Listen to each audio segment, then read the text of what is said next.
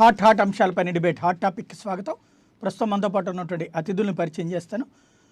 శివశంకర్ జనసేన రాష్ట్ర ప్రధాన కార్యదర్శి ప్రస్తుతం మనతో పాటు లైవ్లో జాయిన్ అవుతున్నారు. రఘునాథ్ బాబు భారతీయ జనతా పార్టీ అధికార ప్రతినిధి, అలాగే టొబాకో బోర్డు చైర్మన్ ప్రస్తుతం మనతో పాటు లైవ్లో జాయిన్ అవుతున్నారు. మరి కాసేపట్లో కాకుమాన్ రాజశేఖర్ వైఎస్ఆర్ కాంగ్రెస్ పార్టీ అధికార ప్రతినిధి మనతో పాటు లైవ్లో జాయిన్ అవుతారు. అలాగే ప్రసాద్ రాజకీయ విశ్లేషకులతో పాటుగా నాగరాజు విద్యుత్ రంగ నిపుణులు కూడా మనతో పాటు లైవ్లో జాయిన్ అవుతారు. ఓ ప్రధానమైనటువంటి సమస్య దేశం మొత్తాన్ని పట్టి పీడిస్తోంది. అందులో ప్రత్యేకించి ఆంధ్రప్రదేశ్కి ఎక్కువ శాపం అవుతోంది. అది బొగ్గు ఆధారిత విద్యుత్ సమస్య. ప్రజలందరూ సిద్ధంగా ఉండండి కరెంటు కోతలకి అని ప్రభుత్వం పిలుపునిస్తోంది. ఇప్పుడున్నటువంటి పరిస్థితులలో బొగ్గు అందుబాటులో లేదంటోంది. బొగ్గు అందుబాటులోనే ఉందని చెప్తోంది కేంద్రం.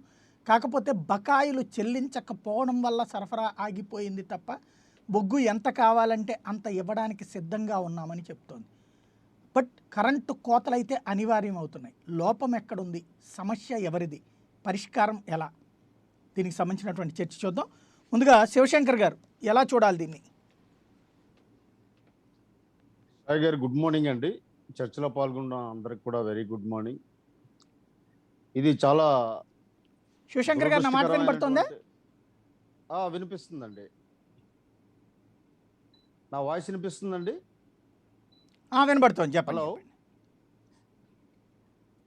యాక్చువల్గా పవర్ జనరేషన్ అండ్ డిమాండ్ మధ్యలో అంతరం చాలా ఎక్కువ ఉంది సాయి గారు.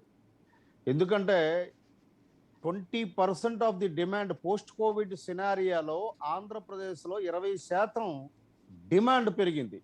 డిమాండ్ తగ్గట్టుగా అధికారులు ఏమిటి అంటే తగిన చర్యలు తీసుకోకపోవడం వల్ల ఈరోజు ఈ సమస్య వచ్చింది. దాన్ని ఎవరి మీదో నెట్టివేసేసి మా సమాధానం చెప్పడం కరెక్ట్ కాదండి. ఎందుకు అంటే మీకు మార్చి ఏప్రిల్ మేలో కోవిడ్ సివియర్గా ఉండేటప్పుడు ఈ కోల్డ్ ట్రాన్స్పోర్టేషన్ ర్యాక్స్ ఏవైతే ఉన్నాయో అవన్నీ నిల్వ చేసుకోలేదు ఈ గవర్నమెంట్. ముందు చూపు లేదు. యాక్చువల్గా గవర్నమెంట్ 10% డిమాండ్ పెరుగుతుందని అంచనా వేసింది అధికారులు. కానీ నేషనల్ లెవెల్లో 18% పెరిగింది. మన ఆంధ్రప్రదేశ్లో పర్టికులర్గా 20% డిమాండ్ పెరిగింది పోస్ట్ కోవిడ్ సినారియాలో. తర్వాత ఎప్పుడైతే థర్మల్ ప్లాంట్స్కి కోల్ షార్టేజ్ ఎప్పుడైతే వచ్చిందో దానివల్ల మన టోటల్ విద్యుత్ ఉత్పాదనలో 50% థర్మల్ పవర్ స్టేషన్ నుంచే వస్తుందండి. రిమైనింగ్ గతంలో ఏం చేశారు అంటే థర్మల్ స్టేషన్స్ మీద ఎక్కువ ఆధారపడకూడదు అని సోలార్ అండ్ విండ్ పవర్ మీకు ప్రాధాన్యత ఇవ్వడం జరిగింది. అది కేవలం 8,000 మెగావాట్స్ ఉత్పత్తి వరకే జరిగింది తప్ప అంత పూరించలేదు. అయితే ఈ రకమైనటువంటి కోలు నిల్వలు వెళ్తున్నాయి. యాక్చువల్గా సాయి గారు ప్రతి థర్మల్ స్టేషన్ దగ్గర మినిమం 15 రోజులకి సరిపడా కోలు నిల్వలు ఉండాలి. ఆ నిల్వలు ఉండడంలో అధికార యంత్రాంగం ఎందుకు ఫెయిల్ అయింది? వాళ్ళు కోల్ ఎందుకు సప్లై చేయలేదు? సింగరేణి కోల్ కాలనీస్కి, మహానది కోల్డ్ ఫీల్డ్స్కి ఎంత బాకీలు ఉన్నారు? బాకీలు చెల్లించకపోతే వాళ్ళు ఎందుకు సప్లై చేస్తారు? బాకీలు చెల్లించాలి కదా. ఇది ఒక పెద్ద లోపం ఈ ప్రభుత్వం ఉంది.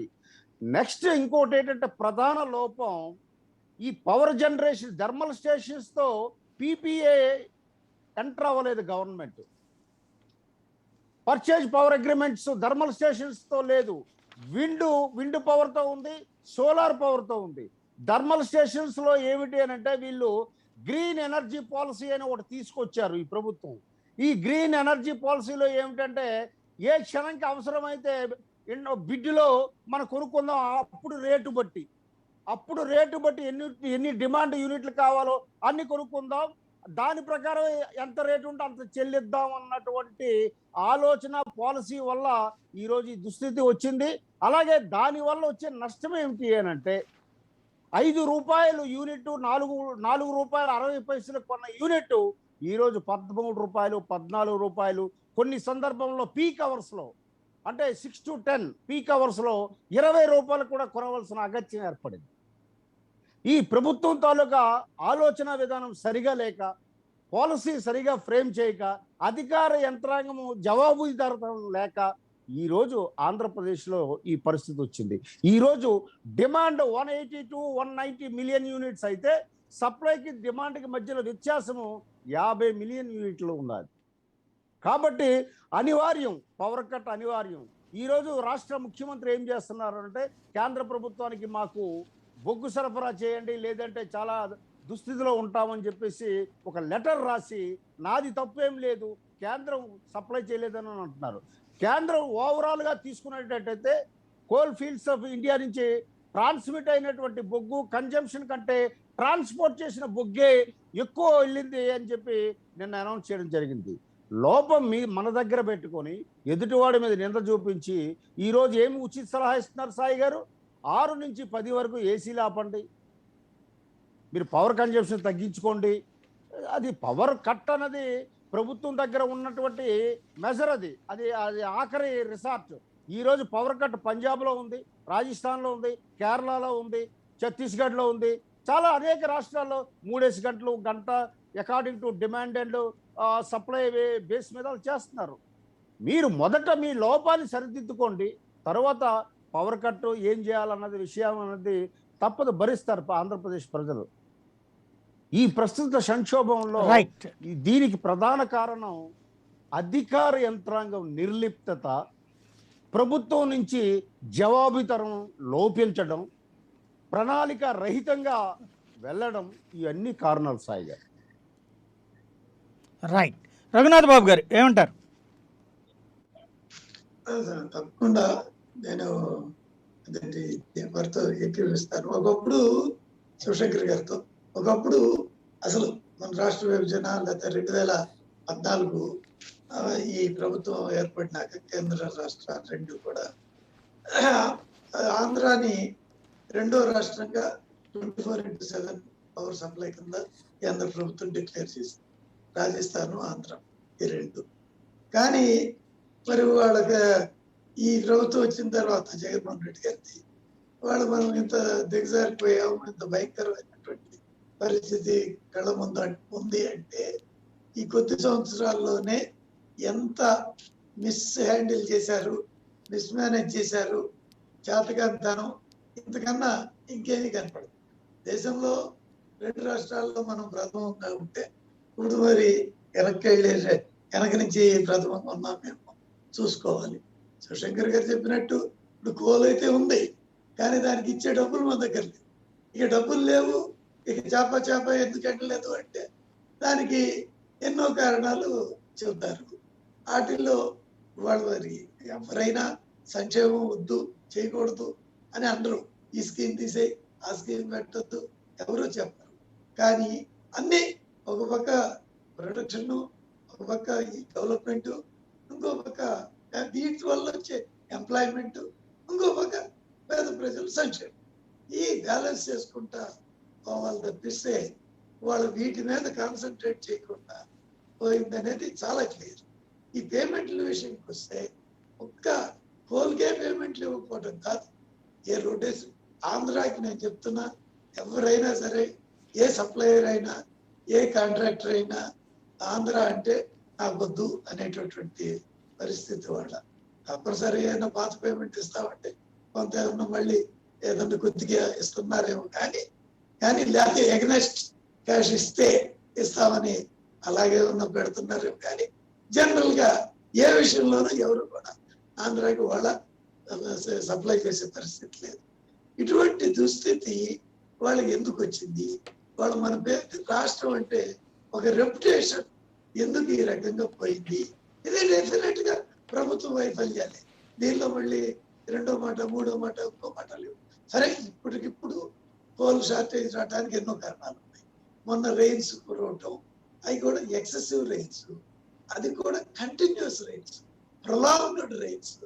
అంటే మన సెప్టెంబర్ వరకు కూడా దేశంలో చాలా చోట్ల వర్షాలు పడతానే ఉన్నాయి. దానివల్ల మైనింగ్ లో కొంత తగ్గి ఉండొచ్చు, అయితే వాటర్ లాగింగ్ రావచ్చు, లేకపోతే ట్రాన్స్పోర్టేషన్ ఎఫెక్ట్ అయి ఉండొచ్చు, ఇలాంటి కారణాలు. అదేవిధంగా ఇంటర్నేషనల్ గా కూడా నో డౌట్ అక్కడి నుంచి ఆ డిమాండ్ అక్కడి నుంచి సప్లై సరిగా రాకపోవటం, అక్కడ ఉన్నటువంటి ఇబ్బందులు అవి కూడా యాడ్ అయి ఉండొచ్చు. వీటన్నిటి వల్ల కొంత కొరత వచ్చి ఉండొచ్చు. కానీ మన దేశానికి మన అవసరాల కన్నా కూడా ఎక్కువ అటు కోలు ఉంది, హైడ్రోపవర్ కూడా తగినంత ఉంది, అన్నిటికన్నా ముఖ్యంగా సోలార్ అవకాశం ఉంది. ఎందుకు అంటే మనది పూర్తిగా ఈ ఎండ పడే దేశం. కొన్ని జర్మనీ లాంటి, యూరోప్ లాంటి ఆ దేశాల్లో అక్కడ హాఫ్ ద టైం ఎండే ఉండదు. అయినా కానీ అక్కడ సోలార్ మీద డిపెండ్ అవుతుంటే ఇంత ఎండ ఉన్న చోట మనం దానికి తక్కువ ప్రాముఖ్యత ఇచ్చాం గతంలో. సరే, అది భవిష్యత్తు, అది ఆలోచిద్దాం. రెండు పాయింట్లు, ఒకటి తాత్కాలిక తక్షణ సమస్య, ఒకటి దీర్ఘకాలిక సమస్య. ఇప్పుడు తాత్కాలిక తక్షణ సమస్యలో అదే శివశంకర్ గారు చెప్పినట్టు అప్పటికప్పుడు ఏదో కొని ఏదో చేద్దాం, దొరికిద్దాం అని అనుకోవటం, తర్వాత కన్సంప్షన్ ని ఎస్టిమేట్ చేయకపోవటం.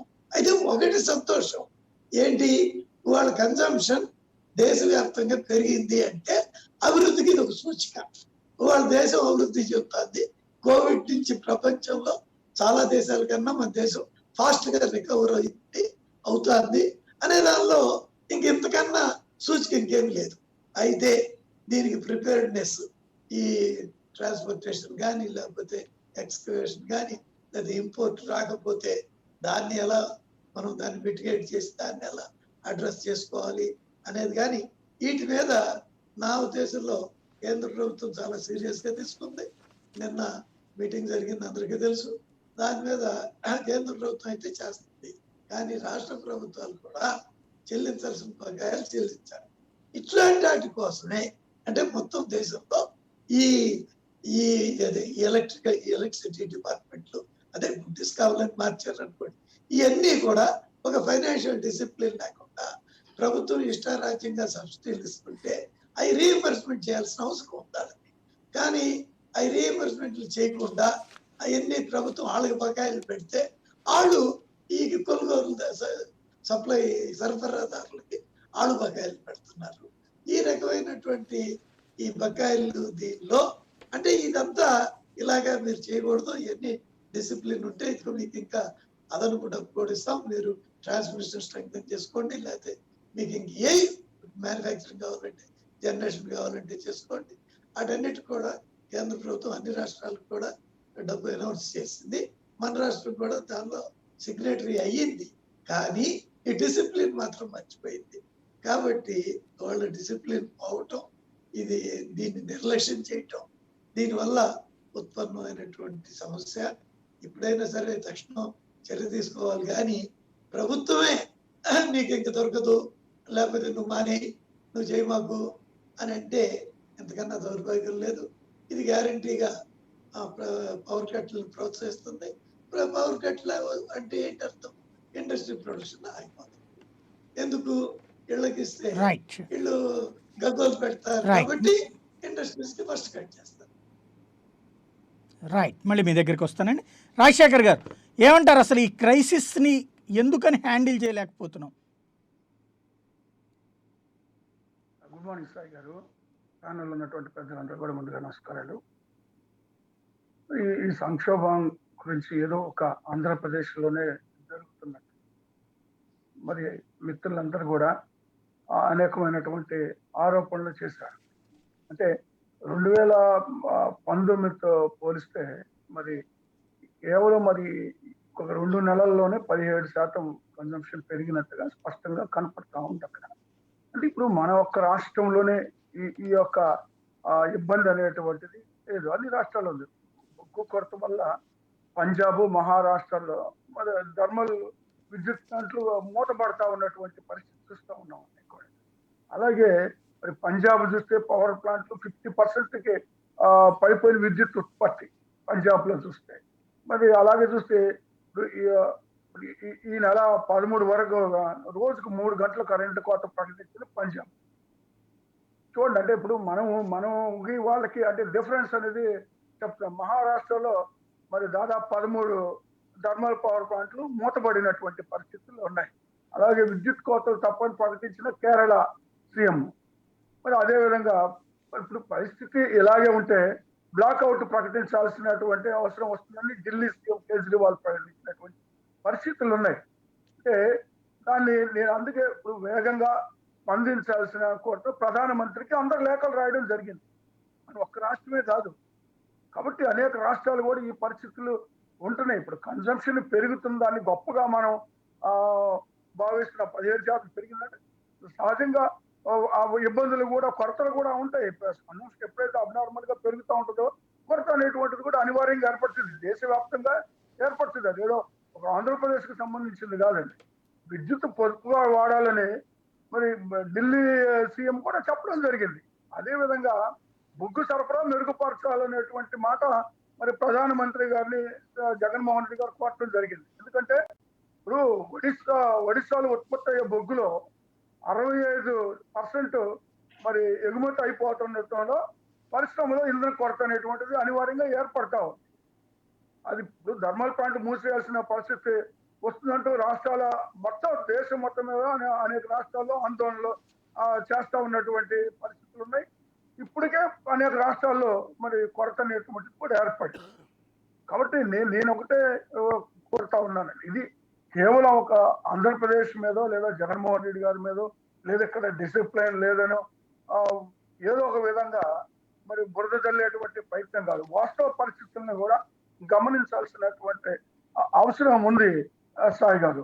ఎందుకంటే ఇప్పుడు గతంలో బేసిక్ ప్రాబ్లం వల్ల ఒకటే, ప్రభుత్వం కూడా మీకు ఎంత బొగ్గు కావాలంటే అంత ఇవ్వడానికి కేంద్ర ప్రభుత్వం సిద్ధంగా ఉంది. కాకపోతే డబ్బులు కట్టాలంతే. డబ్బులు కట్టకుండా బొగ్గు ఎక్కడి నుంచి వస్తుంది?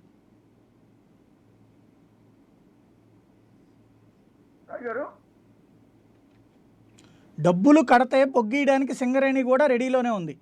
మామూలుగా 15 రోజుల పాటు ఉండే నిల్వలు 3 రోజులకి 4 రోజులకి పడిపోయినాయి అంటే ఎందుకని అంత నిర్లక్ష్యంగా ఉన్నాము? రెండవది డబ్బులు కట్టకపోవడం వల్లే సప్లై చేయట్లేదని సింగరేణి చెప్తోంది స్పష్టంగా. మనం దగ్గర ఏమంటున్నాం, సింగరేణి వాళ్ళు మాకు ఇవ్వట్లేదు అని బాలినేని గారు చెప్తారు. డబ్బులు ఇస్తే ఇస్తాం, మాకేంటి ప్రాబ్లం అంటోంది సింగరేణి. దేశవ్యాప్తంగా కూడా బొగ్గు ఎక్కడికి పోలేదు, నిల్వలు ఉన్నాయి, వాటిని అమ్మడానికి సిద్ధంగా ఉంది. డబ్బులు కట్టట్లేదు. డబ్బులు కట్టని రాష్ట్రాలకే బొగ్గులు దొరకట్లేదు. డబ్బులు కట్టకుండా ఇక్కడ సంక్షేమ పథకాలకు ఖర్చు పెట్టేశాం కాబట్టి డబ్బులు లేవు కాబట్టి అప్పులు ఇస్తూ ఉండండి అంటే ఆ అప్పులు కూడా శృతి మించిపోయాక వాళ్ళు ఎక్కడి నుంచి పట్టుకొచ్చిస్తారు? అది కదా ఇక్కడ సమస్య, అసలు సమస్య. అప్పులు చేయడము అనేటువంటిది అందులో ఆ ప్రయారిటీగా ఉంటుంది. ప్రజలు ఇప్పుడు ఈ పాండమిక్ సిచ్యువేషన్లో ప్రజలు పడుతున్నటువంటి ఇబ్బందులు అందరికీ తెలియనివి కాదు. దేశవ్యాప్తంగా లేదా ప్రపంచవ్యాప్తంగా ఈ పాండమిక్ సిచ్యువేషన్లో దాదాపు 2 సంవత్సరాల దగ్గర మరి ఇబ్బందులు పడుతున్నటువంటి పరిస్థితులు, ప్రజలు పనులు లేక ఉన్నటువంటి పరిస్థితులు, కూలీ నాలికి వెళ్ళేటువంటి పరిస్థితులు లేనప్పుడు సహజంగా ప్రభుత్వం ఆదుకోవడం అనేటువంటిది ప్రభుత్వ కనీస బాధ్యత. దానివల్ల ఇప్పుడు చేసినటువంటి అప్పులు అందుకని బొగ్గుకి డబ్బులు లేదంటారా? మనం మాట్లాడచ్చు. దుర్వినియోగం కాలేదు కదండి. అది కాదండి, మీ ప్రజలకి మేము డబ్బులు ఇచ్చాం కాబట్టి మేము కరెంట్ ఇవ్వము అంటే దానివల్ల ఎవరు మళ్ళీ బాధితులు? ఇప్పుడు దానివల్ల ఉపాధి కోల్పోయేది ఎవరు? అది బ్యాలెన్స్ చేయడమే కదా ప్రభుత్వానికి కావాల్సింది. సాయి గారు, ఇందులో కేంద్ర ప్రభుత్వ బాధ్యత కూడా ఉంటుందండి. కేంద్ర ప్రభుత్వం కూడా ఉంటుంది, కేంద్ర ప్రభుత్వం బాధ్యత కూడా ఉంటుంది. మీరు డబ్బులు ఇస్తే కేంద్ర ప్రభుత్వం ఇస్తుంది. కేంద్ర ప్రభుత్వమే డబ్బులు ఇవ్వాలని నేను కోరుతున్నాను సార్. ఇప్పుడు ఉన్నటువంటి సిచ్యువేషన్ లో ఏది బొగ్గుకే ఆర్థికంగా కూడా రాష్ట్రాలను ఆదుకోవాల్సినటువంటి పరిస్థితులు అన్నిటికండి. ఒక బొగ్గు విషయం వాళ్ళు ఎక్కడి నుంచి తేవాలి? పాకిస్తాన్ దగ్గర, బంగ్లాదేశ్ దగ్గర నుండి పరిస్థితుల్లో సరే అది ప్రయారిటీ చూసుకోవాలి సార్. ఎక్కడి నుంచి తీసుకొస్తారు వాళ్ళు? వేరే దేశం నుంచి తీసుకురారు, ఎక్కడి నుంచే రావాలి డబ్బు. కాకపోతే నేనేమంటారు, అదే కదా ఇక్కడ మనమే మన దగ్గర ఉన్న డబ్బులే లేవని చెప్తుంటే ఎక్కడి నుంచి వస్తాయి? ఇంకోటి అది కాదు, మన దగ్గర డబ్బులు లేకపోతే అనుకోవాలా, డబ్బులు ఉండి వేరే వాటికి ఫ్రీగా ఇవ్వగలుగుతున్నాం, అసలైన అవసరం దగ్గర ఇవ్వలేకపోతున్నాం. అసలు లేకపోతే పేదరికంలో ఉన్నామండి అని చెప్పడానికి అర్థం ఉంటుంది. సంక్షేమానికి 50,000 కోట్లు ఖర్చు పెడతాం, బొగ్గుకు 5,000 కోట్లు లేక కరెంటుకు కోత పెడతామంటే ఎలా కరెక్ట్ అవుతుంది? సాయి గారు, ప్రజలకి ఇక్కడ ఏదో ఫ్రీగా ఇస్తున్నాం అనేది కాదండి. ప్రజలు ఇబ్బందులని, అవసరాలను బట్టి, ఇప్పుడున్న సిచ్యువేషన్లను బట్టి ప్రభుత్వం ఆదుకునేటువంటి ప్రయత్నం చేస్తా ఉందంటే. అదే సార్ నేను అనేది, ప్రభుత్వాన్ని ఆదుకోవద్దు అంటలేదు.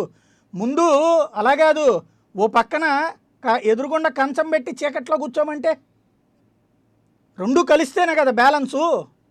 2 పట్టాల మీద కలిపి నడవాలా, ఒక పట్టా మీద నడిస్తే సరిపోతుందా?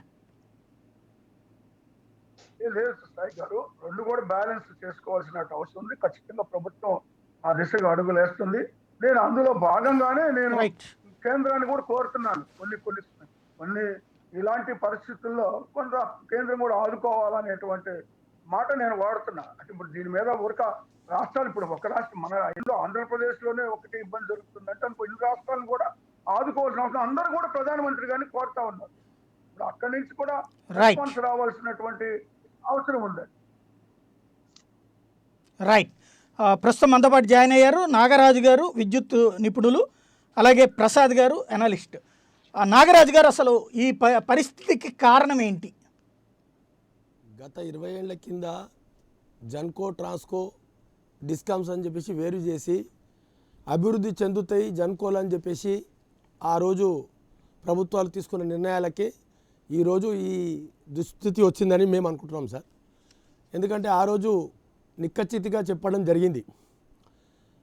ఎందుకంటే బొగ్గు చెప్పండి. బొగ్గు కానివ్వండి, మన థర్మల్ స్టేషన్ కానివ్వండి, హైడల్ స్టేషన్ కానివ్వండి, ఇవాళ సోలార్ది ఇంకా ఎక్కువైపోతున్నది. ఇవన్నీ 20 ఏళ్ల కిందనే మంచిగా నీట్గా చేసుకుంటూ పోతుంటే అయిపోతుండే.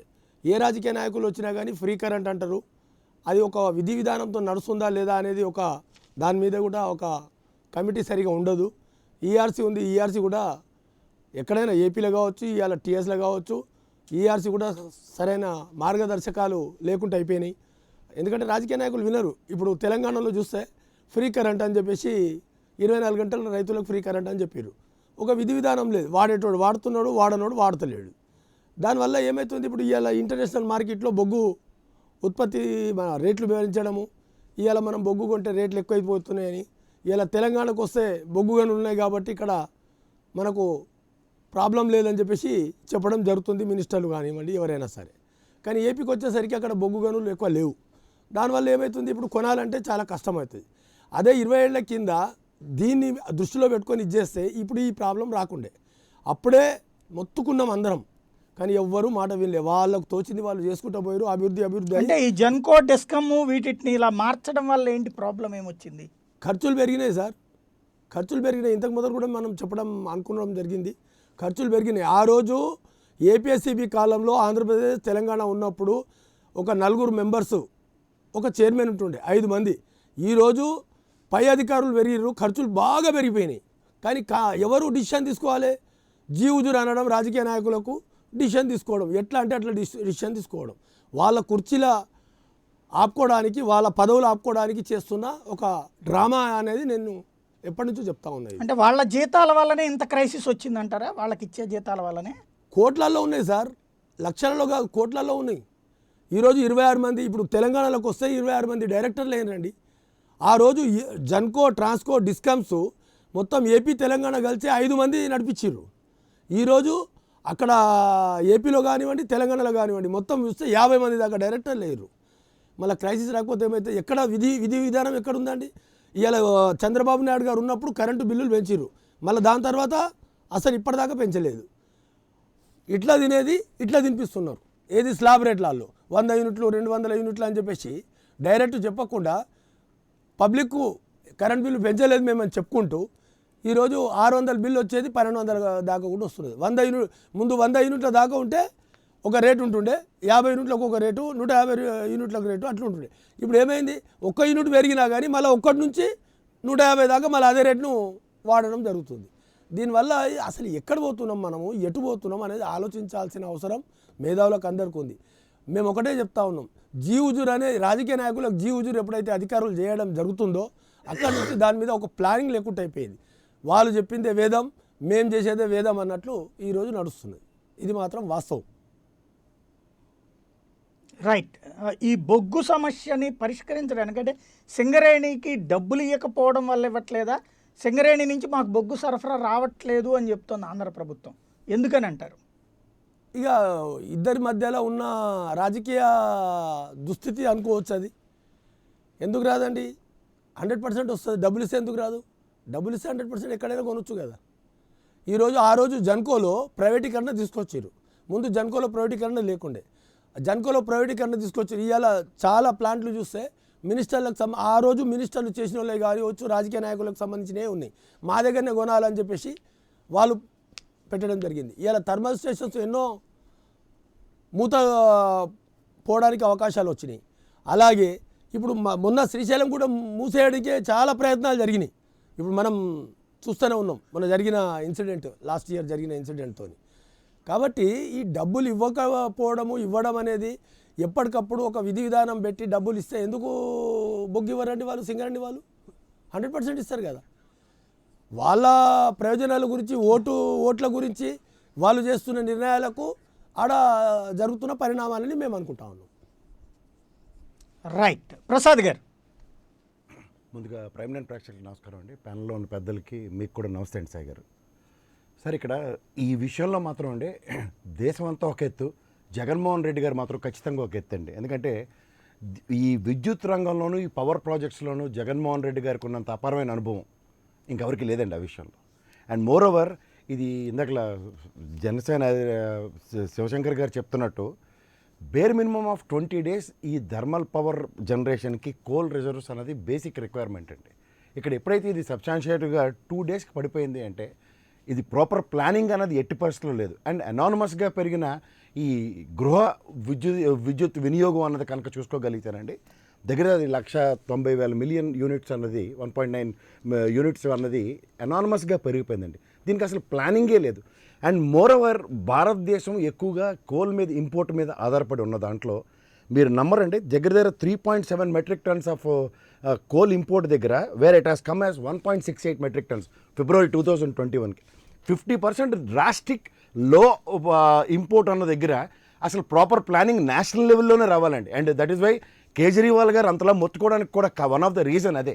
ఎప్పుడైతే దీనికి ప్లానింగ్ అన్నది నేషనల్ వైడ్గా రానప్పుడు, తర్వాత మీరు ఇంకోటి గుర్తుంచుకోండి, పవర్ జనరేషన్ మోడల్ ఇక్కడ మనకు అందరికీ అర్థమయ్యే భాషలో చెప్పాలంటే కాళేశ్వరం ప్రాజెక్టుకి ఎప్పుడైతే కుడిగట్టు కాలం నుంచి జనరేట్ చేస్తున్న పవర్తో ఆ ఓవర్ హెడ్ ట్యాంక్ ప్రాజెక్ట్ని సక్సెస్ చేస్తున్న తరుణం వెసెస్ ఇవాళ ఇంత వర్షాధార ప్రాంతాల్లో ప్రభావితం ఉన్న దాంట్లో కూడా పవర్ జనరేషన్స్కి మన దగ్గర నుంచి సస్టైనిటీ అనేది చూసుకోకపోవడం. అండ్ వేరేస్ ఈ పీపీఏ అగ్రిమెంట్స్లో లాస్ట్ టైం మీరు చూసుకున్నట్టు ఈ పవన అండ్ సోలార్ పవర్ దాంట్లో 2.70 పైసలు 2.45 పైసలు అంటే పీక్ అవర్స్లో 20 రూపీస్ కంటే ఇందాక చెప్పినట్టు 6 గంటల నుంచి 10 గంటల మధ్యలో 20 రూపాయలకి కొనడం అన్నది ఒక డిఫరెంట్ ఫ్లెక్సిబిలిటీ అనేది ఆప్ చేసుకొని కూర్చొని ఉన్నారండి.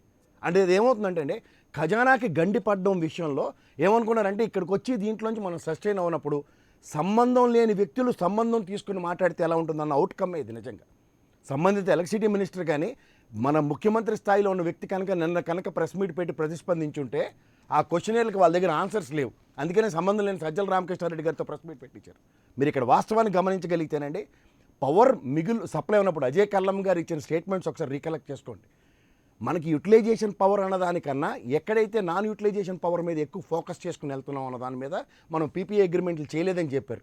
సో ఇవన్నిట్లోంచి ఎక్కడికి డ్రైవ్ అవుతుందన్న విషయం చూసుకోగలిగితే ఇప్పుడు మనకు చూడండి పక్క రాష్ట్రాలతో మనకున్న డెలిగేషన్స్ ఎంత సక్సెస్ఫుల్గా ఉన్నప్పుడు ఈ రామగుండం ఇలాంటి రామగుండం కానీ కొత్తగూడెం నుంచి కానీ మనం బొగ్గు కొనుగోలు it's a matter of fact. తర్వాత ఇవాళ మనకి ఒరిస్సా నుంచి తీసుకొస్తున్న బొగ్గు కనుక విషయాన్ని నిశ్చితంగా మీరు గమనించగలిగితేనండి దీంట్లో వాళ్ళు మనకి 100% మాడ్యులేషన్స్ పేమెంట్స్ అడగట్లే. అడ్వాన్స్ పేమెంట్స్ అన్న దాంట్లో కూడా బ్యాలెన్స్ ఆఫ్ యాక్ట్ అన్నది లేదు ఈరోజు దాకా. ఎందుకంటే they have taken us granted. విపరీతమైన వర్షాధార ప్రాంతంలో వస్తున్న దాంట్లోంచి పవర్ జనరేషన్ ఎక్కువ అవుతుంది. మీరు సమైక్య రాష్ట్రంలో ఎడంగట్టు కాలువ మీద మొత్తం రాష్ట్రానికి పవర్ సప్లై శ్రీశైలంలో, కానీ ఇవాళ కుడిగట్టు ఎడంగట్టు కాలంలో 2 రాష్ట్రాలకు విభజించి 2 రకాల విద్యుత్ జనరేట్ అవుతుంది. దీనివల్ల అక్కడ సర్ప్లస్ లాస్ గ్యారంటీగా ఉంది. దాన్ని ఎవరైనా అడ్రస్ చేస్తున్నారా అంటే జెన్కో, ట్రాన్స్కో అని దేని మీద పడితే దాని మీద నెపం నెట్ వేస్తూ అసలు వాస్తవానికి దగ్గరగా ఉన్న విషయాలను కూడా వాస్తవానికి దూరం చేస్తున్నారు. ఇవాళ పవర్ ప్రాజెక్ట్స్లో 10,000 మెగా యూనిట్స్ పైన సోలార్ పవర్ ప్రాజెక్టు కర్నూలు పరిసర ప్రాంతాల్లో రావడానికి అతి దగ్గరలో అన్ని ప్లాట్ఫామ్ క్రియేట్ చేసుకున్నా సరే దాని మీద ఏ విధమైన ఒప్పందాలకు కానీ ఇది కాకుండా 400 to 600 crores revenue generation modules గురించి ఆలోచిస్తున్నారు. స్టేట్స్కి ఈ విధంగా వస్తున్న క్రైసిస్ని అడ్రస్ చేయడానికి ఈ పవర్ ప్రాజెక్ట్స్ లైక్ సోలార్ కానీ విండ్ పవర్ కానీ ఎప్పుడైతే దీన్ని ఫోకస్డ్గా దాన్ని ఏమంటారంటే సన్షైన్ ఎక్కువగా ఉన్న ప్లేసెస్లో ఎస్టాబ్లిష్ చేస్తున్న దీంట్లోంచి అవుట్కమ్ మీద ఎక్కడైతే ఫోకస్ లేకుండా రెవెన్యూ మాడ్యులేషన్స్ కోసం చూసుకుంటే టెంపరీ సస్టైనిటీసే ఉంటాయి. అంటే 400-600 కోట్లు ఇవాళ మనం రెవెన్యూ జనరేషన్స్కి పవర్ ప్లానింగ్ అనేది లేకుండా ఉంటే ఇలాంటి రాష్ట్రాలన్నీ అంధకారంలోనే ఉంటాయి. ఇప్పుడు మీరు ఇంకోటి వాస్తవానికి దగ్గరగా ఉన్న విషయం గమనించగలిగితే సోలార్ పవర్తో జనరేట్ చేస్తున్న దాంట్లోంచి గుజరాత్లోంచి సప్లై చేస్తున్న దాంట్లో బంగ్లాదేశ్ బతుకుతుంది సార్. నిజంగా చెప్పాలంటే బంగ్లాదేశ్కి 200% పవర్ సప్లై చేస్తుంది గుజరాత్ నుంచే. అలాంటి దగ్గర బైబ్యాక్ అగ్రిమెంట్స్ ఏ విధంగా ఉన్నాయి, ఇలాంటి వాటిలో పూర్తి అవగాహన ఉన్న ఏకైక వ్యక్తి జగన్మోహన్ రెడ్డి గారు. అలాంటి వ్యక్తి కూడా ఈ రాష్ట్రాన్ని ఇలాంటి అంధకార పరిస్థితికి డ్రైవ్ చేస్తున్నారన్నది మాత్రం ఖచ్చితంగా ప్రశ్నార్థకమే. రైట్. రాజశేఖర్ గారు ఏమంటారు? సాయి గారు, ఇప్పుడు దీన్ని మిత్రులు దీనికి రాజకీయం చేసి ఇంకా బురద చల్లి ఏదో ఒక విధంగా మాట్లాడడం, సూచనలు సలహాలు ఇవ్వచ్చు, చెప్పవచ్చు, దానికి మాకు అభ్యంతరం లేదు. కానీ ఈ రాజకీయాన్ని దీనికి రంగు పూయడం అనేటువంటిది సరైన పద్ధతి కాదు.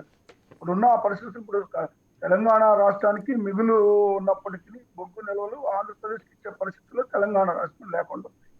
ఇప్పుడు శ్రీశైలంలో మిత్రులు చెప్పినట్టు 2గా విభజించడం జరిగింది. అందులో కేవలం అదొక్కటే మనకి ఇప్పుడు ఆధారమైనటువంటి పరిస్థితి కనబడుతుంది. ఒక శ్రీశైలం మాత్రమే విద్యుత్ ఉత్పత్తికి.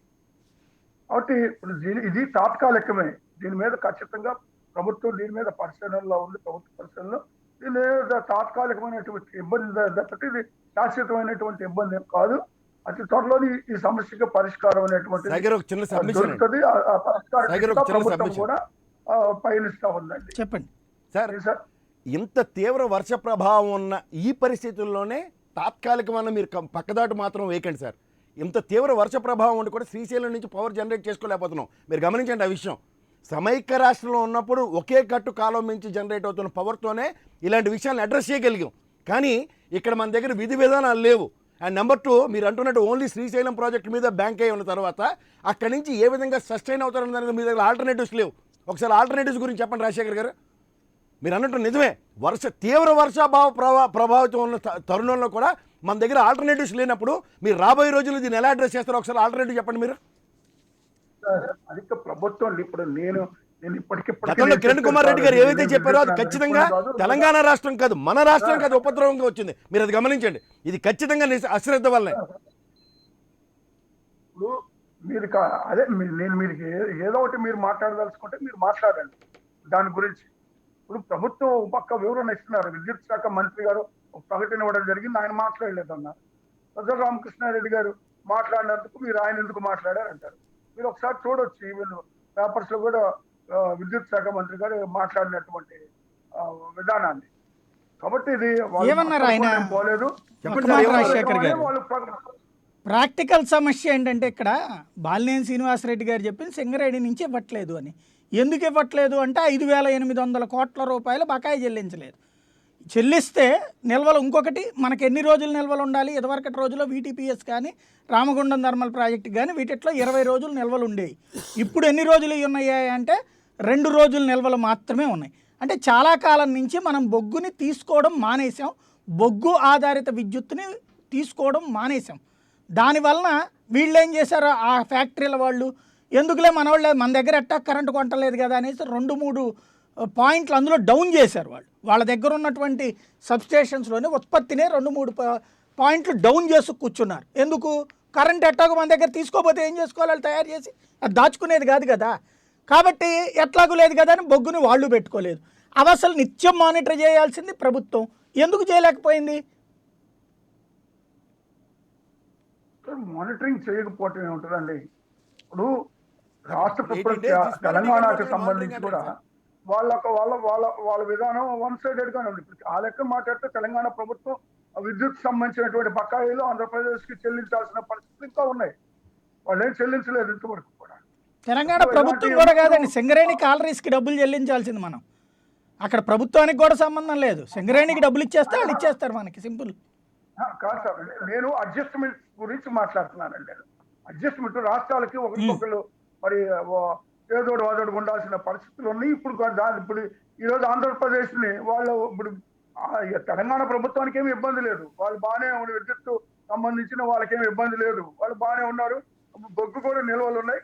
అలాంటి పరిస్థితుల్లో నేను అంటుంది ఆంధ్రప్రదేశ్ కి ఆదుకోవాల్సిన పరిస్థితులు కూడా ఉన్నాయి, కానీ వాళ్ళది చేయడం లేదు. అది సరే, ఏది డబ్బులు ఇస్తే ఆదుకుంటారు సార్. 5,500 కోట్లు కూడా ఇవ్వలేమా మనం? 5 నెలల నుంచి 5 నెలలు కాదు 2 ఏళ్ల నుంచి బకాయిలు చెల్లించలేదట వాళ్ళకి. ఏముంది సాయి గారు? సార్ ఇప్పుడు మనం డబ్బులు కట్టి తీసుకునే దానికి వాళ్ళు ఆదుకునేది ఏముందండి? దానికి ఎవరైనా ఇస్తారు. మరి డబ్బులు కడితేనే ఇస్తారు, డబ్బులు కట్టకుండా ఫ్రీగా ఎందుకు ఇస్తారండి ఎవరైనా? ఓ నెల రోజులో 15 రోజుల్లో గ్యాప్ ఇస్తారు, కానీ 2 ఏళ్ళైనా 3 ఏళ్ళైనా సరే అంటే వాళ్ళ జీతాలు ఎవరికి ఇవ్వాలి? మరి వెళ్ళి జగన్ గారి దగ్గరికి వెళ్ళి తీసుకోండి అని చెప్తారేంది ఉద్యోగులకి? సాయి గారు ఇప్పుడు తాత్కాలికంగా కొన్ని ఇబ్బందులు ఉంటాయి సాయి గారు. ఇది తాత్కాలికమని పదే పదే తాత్కాలికం కాదు సార్, ఇది దీర్ఘకాలంగా వదిలేయటం వల్ల, మానిటరింగ్ చేయకపోవడం వల్ల అని ఎందుకు ఒప్పుకోరు?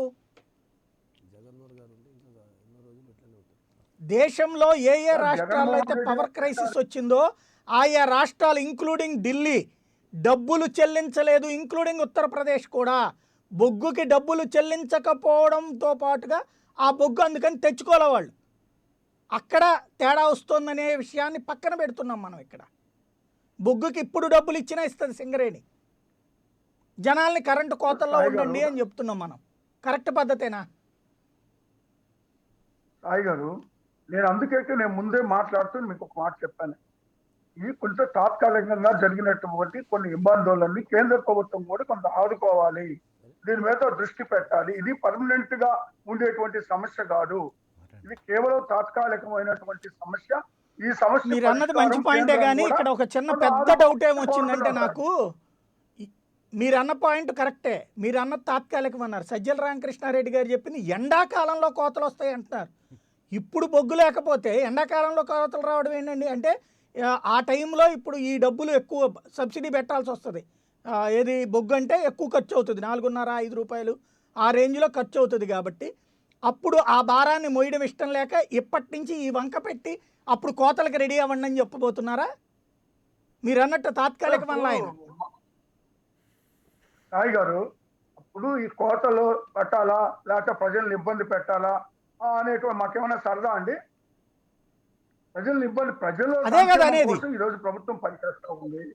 అలాంటి పరిస్థితుల్లో దాన్ని ఏదో ఒక విధంగా దీన్ని ఎలా ఓవర్కమ్ చేయాలనేటువంటి దాని మీద ప్రభుత్వం కూడా పరిశీలన చేస్తుంది. ఖచ్చితంగా దీని పరిష్కారాన్ని తీసుకొస్తుంది. అంతేకాని కేవలం ఇక్కడ ఈ రాష్ట్రంలోనే ఏదో గందరగోళం జరుగుతున్నట్టుగా మాట్లాడితే నేను చెప్పగలిగింది ఏం లేదు. ఈ దేశంలో అనేక రాష్ట్రాల్లో నేను ముందుగానే చెప్పడం జరిగింది, అనేక రాష్ట్రాల్లో ఇదే సంక్షోభం అనేటువంటిది ఉంది. దీని ఖచ్చితంగా కూడా పరిష్కారం అనేటువంటిది త్వరలో దొరుకుతుంది. ఖచ్చితంగా ఈ సమస్య పరిష్కరించబడుతుంది. కాకపోతే ఈ లోపల కొంత జాగ్రత్తగా ఉండవాలనే ఉద్దేశంతో ప్రభుత్వం చెప్పడం జరిగింది. సాయి గారు, యాక్చువల్గా మన రాష్ట్రం ఈ పరిస్థితి రావడానికి కారణాలు ఏంటి అనేది మనం విశ్లేషించవలసింది పోయి, రాజశేఖర్ గారు ఏంటంటే పక్క రాష్ట్రాలు కూడా ఉంది కదా అంటే నాకేదో ఒక సామెత గుర్తు వస్తుంది. ఉత్తరాంధ్రలో మన గేదెపై చచ్చిపోయింది కదా, పక్కనున్నోడు గేదెపై, పెదనాన్నగారి గేదెపై ఏటైందో ఒకసారి చూడరా చచ్చిందా లేదా అని అన్న చందంగా ఉంది. ఇప్పుడు మన రాష్ట్రంలో బొగ్గు గనులు లేవు కాబట్టి ఎంత జాగ్రత్తగా ఉండాలండి. థర్మల్ పవర్ స్టేషన్ నుంచి 50% మన డిమాండ్లో 50% మన థర్మల్ మీద ఆధారపడుతున్నాం. వీళ్ళు ఏం చేశారంటే సాయి గారు, మార్చి ఏప్రిల్ మేలో కరెంట్ డిమాండ్ డ్రాస్టికల్గా డౌన్ అయింది. డౌన్ అవడంతో ఏం చేశారు, ఆ 3 మాసాలు కూడా కోల్ ఫీల్డ్స్ నుంచి వీళ్ళు బొగ్గు తీసుకోవడం మానేశారు. ఎందుకంటే వాడకం తగ్గింది కాబట్టి మనకు అది మిగులుతుంది అనుకున్నారు.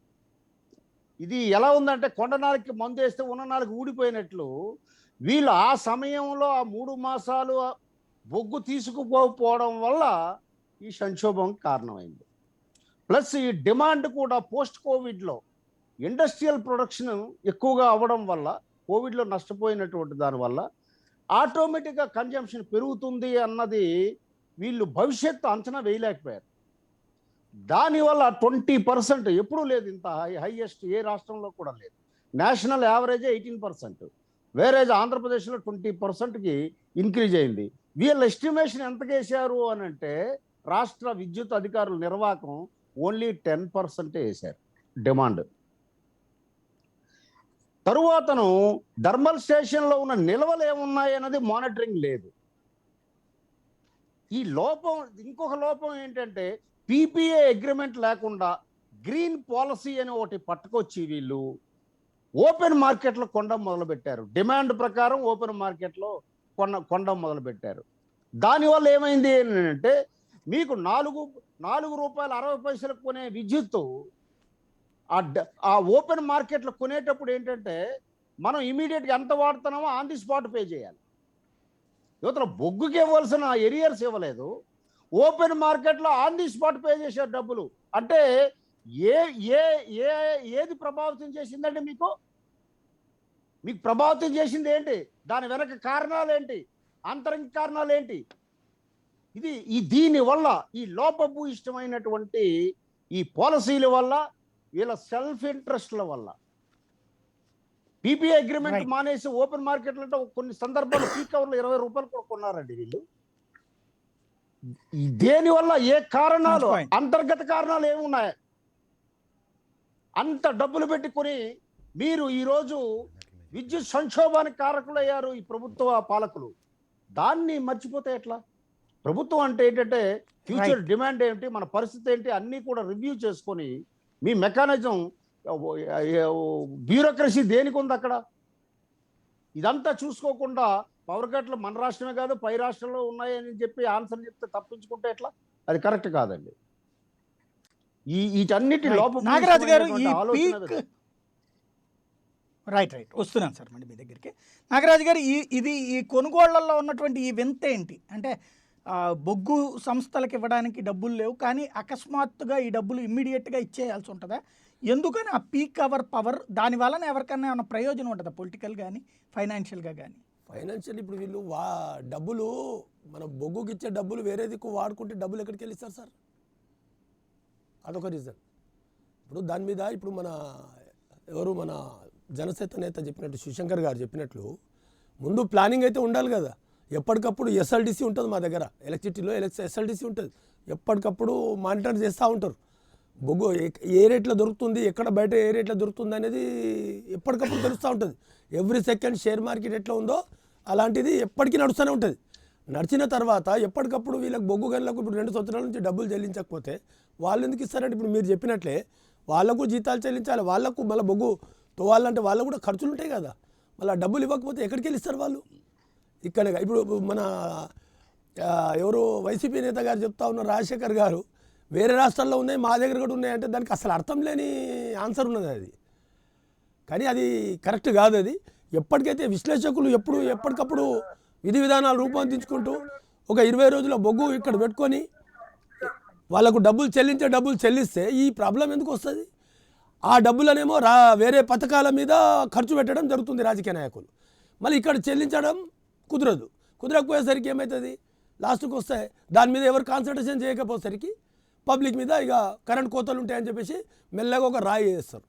నాకు ఇంకో విషయం అర్థమవుతున్నది ఏంటంటే ప్రైవేటీకరణకు ఆల్రెడీ కేంద్రం నిర్ణయం తీసుకున్నది ఆల్రెడీ. దానికి ఇది కావాలని ఇట్లా చేస్తున్నారా వీళ్ళు?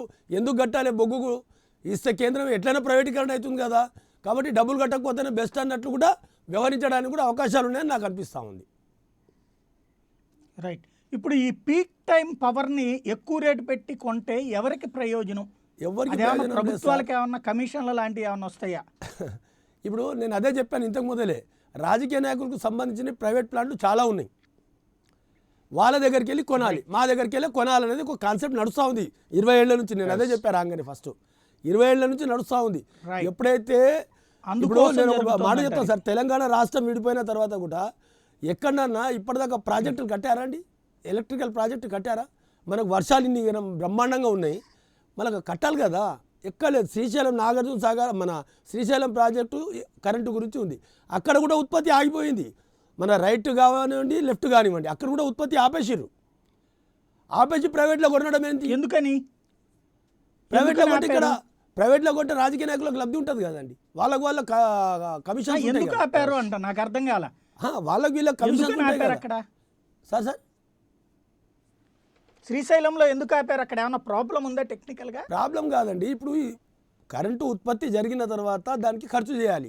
ప్రైవేట్లోకి వెళ్ళి ఆల్రెడీ కొంటా ఉన్నాను ఎందుకంటే వాళ్ళకి 20-25 ఏళ్ళకు అగ్రిమెంట్లు అయినాయి కదా. అగ్రిమెంట్ అయినప్పుడు వాళ్ళతో తీసుకోకపోతే డబ్బులు కట్టాల్సిందే కదా వాళ్ళకు. కాబట్టి వీళ్ళ మన డిపార్ట్మెంట్కి సంబంధించిన విద్యుత్ సంస్థకు సంబంధించినవి వాళ్ళు జనరేషన్ ఆపేసి వీళ్ళ దగ్గరికి వెళ్ళి ఇప్పుడు ఇట్లాంటి పీక్ స్టేజ్లో వాడచ్చు కదా. అదే ఇలాంటి చెప్తున్నానండి. పీక్ స్టేజ్ లో అది ఉత్పత్తి చేస్తే పోద్ది కదా. పోనీ ఇప్పుడు బొగ్గు సంవత్సరం లేదనే నుంచి కారణం పక్కన పెడితే అది తీసుకోవచ్చు కదా. మళ్ళీ అవి నష్టాలే కదా, అది తీసుకోకుండానే కదా, విశ్లేషించకుండా అట్లా ఉంచి ప్రైవేట్ కోళ్ళు తీసుకోవడం వల్లనే కదా ఇవన్నీ నష్టాలకు భారీ జరుగుతూ ఉంది. ఇప్పుడు ప్రజెంట్ ఇవాళకి వాళ్ళ క్రైసిస్ వచ్చినప్పుడు తీసుకోకూడదా ఆంధ్ర గవర్నమెంట్? అట్లా కరెంట్ తీసుకోవచ్చు. ఉత్పత్తి చేయకూడదు అక్కడ. తీసుకోవచ్చు, మాట్లాడాలి కదా వాళ్ళు మాట్లాడి తీసుకుంటే ఏమైతే జగన్కి ఎంత కేసీఆర్కి వస్తుంది? మంచి సంధానమే ఉంది. ఎందుకు లేదు? ఇప్పుడు మన రాజశేఖర్ గారు చెప్పినట్టు డబ్బులు ఇవ్వలేదు ప్రభుత్వం అని చెప్తున్నారు. సింగరేణికి ఇచ్చే డబ్బులు వాళ్ళు ఇవ్వాలి కదా. ఇప్పుడు సింగరేణి సబ్జెక్టా, ఇది ప్రభుత్వం సబ్జెక్టా? మళ్ళీ ఇక్కడ మా కేసీఆర్ గారు అయితే జగన్కు కేసీఆర్కు మంచి సంబంధాలు ఉన్నాయని ఆయన చెప్పగానే మొన్న అసెంబ్లీలో కూడా చెప్పడం జరిగింది. మళ్ళీ సంబంధాలు ఉన్నప్పుడు మళ్ళీ ఈ క్రైసిస్ రావడానికి కమ్సకం పెద్ద ఆయనతోనన్నా మాట్లాడవచ్చు కదా. అవన్నీ లేవు కదండి. రైట్. రఘునాథ్ బాబు గారు, ఇక్కడ కేంద్రం జోక్యం చేసుకుని హెల్ప్ చేయాలని అడుగుతోంది రాష్ట్ర ప్రభుత్వం, ఏమంటారు? ఇక్కడ అదేంటి సాయి గారు కొద్దిగా అవుట్ ఆఫ్ కంటెక్స్ట్ అయినా నేను కొద్దిగా మొత్తం ఈ ముఖ్య చిత్రం గురించి నాకు తెలిసిన కొంచెం ఇన్ఫర్మేషన్ మీకు అందరికీ చెప్తాను. ఒకటేంటంటే ఈ దేశంలో హైయెస్ట్ కోల్ ఉంది ఒకటి జార్ఖండ్, తర్వాత ఒరిస్సా, తర్వాత ఛత్తీస్గఢ్, మహారాష్ట్ర, ఎంపీ, తెలంగాణ, దాదాపు ఈ రాష్ట్రాల్లో కోల్ బాగా డిపాజిట్స్ ఉన్నాయి. కొన్ని రాష్ట్రాలు ఈ కోస్ట్ ఉన్నాయి. ఇప్పుడు మన కేరళ, లేకపోతే ఇది తమిళనాడు, కర్ణాటక, వీళ్ళందరూ లాంటి కోస్ట్, గుజరాత్, ఈ కోస్ట్ ఉన్నాయి కాబట్టి ఇంపోర్ట్ మీద జనరల్గా డిపెండ్ అవుతుంటారు. అస్సలు లేని మనం అది ఉత్తరప్రదేశ్, అటు పోర్టు లేదు, కోలు లేదు, లేకపోతే పంజాబ్, హర్యానా, నార్త్ అంతా ఇంకా లేదు అక్కడ. కాబట్టి ఇలా 3 రకాలుగా ఊరికే డివైడ్ చేసుకోవాలి. ఇది ఓన్లీ ఇన్ఫర్మేషన్ కోసం నేను చెప్పేది. అయితే మనం ప్రాక్సిమిటీ, మనం చాలా దగ్గరగా, ఏపీకి కోస్ట్ ఉంది, పక్కనే తెలంగాణను ఉంది, సింగరేణి కాలనీస్, ఒరిస్సా ఉంది, one of the richest coal mine.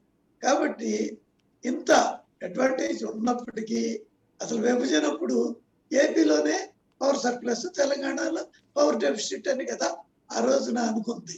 కానీ వాళ్ళ ఏపీ డెఫిసిట్కి వెళ్ళిందంటే ఇద్దరు ముఖ్యమంత్రులు, అప్పుడు చంద్రబాబు అయినా ఇప్పుడు జగన్మోహన్ రెడ్డి అయినా, వీళ్ళ షార్ట్ సైటెడ్నెస్ అనేది ఇంతకన్నా పెద్ద అవసరం లేదు.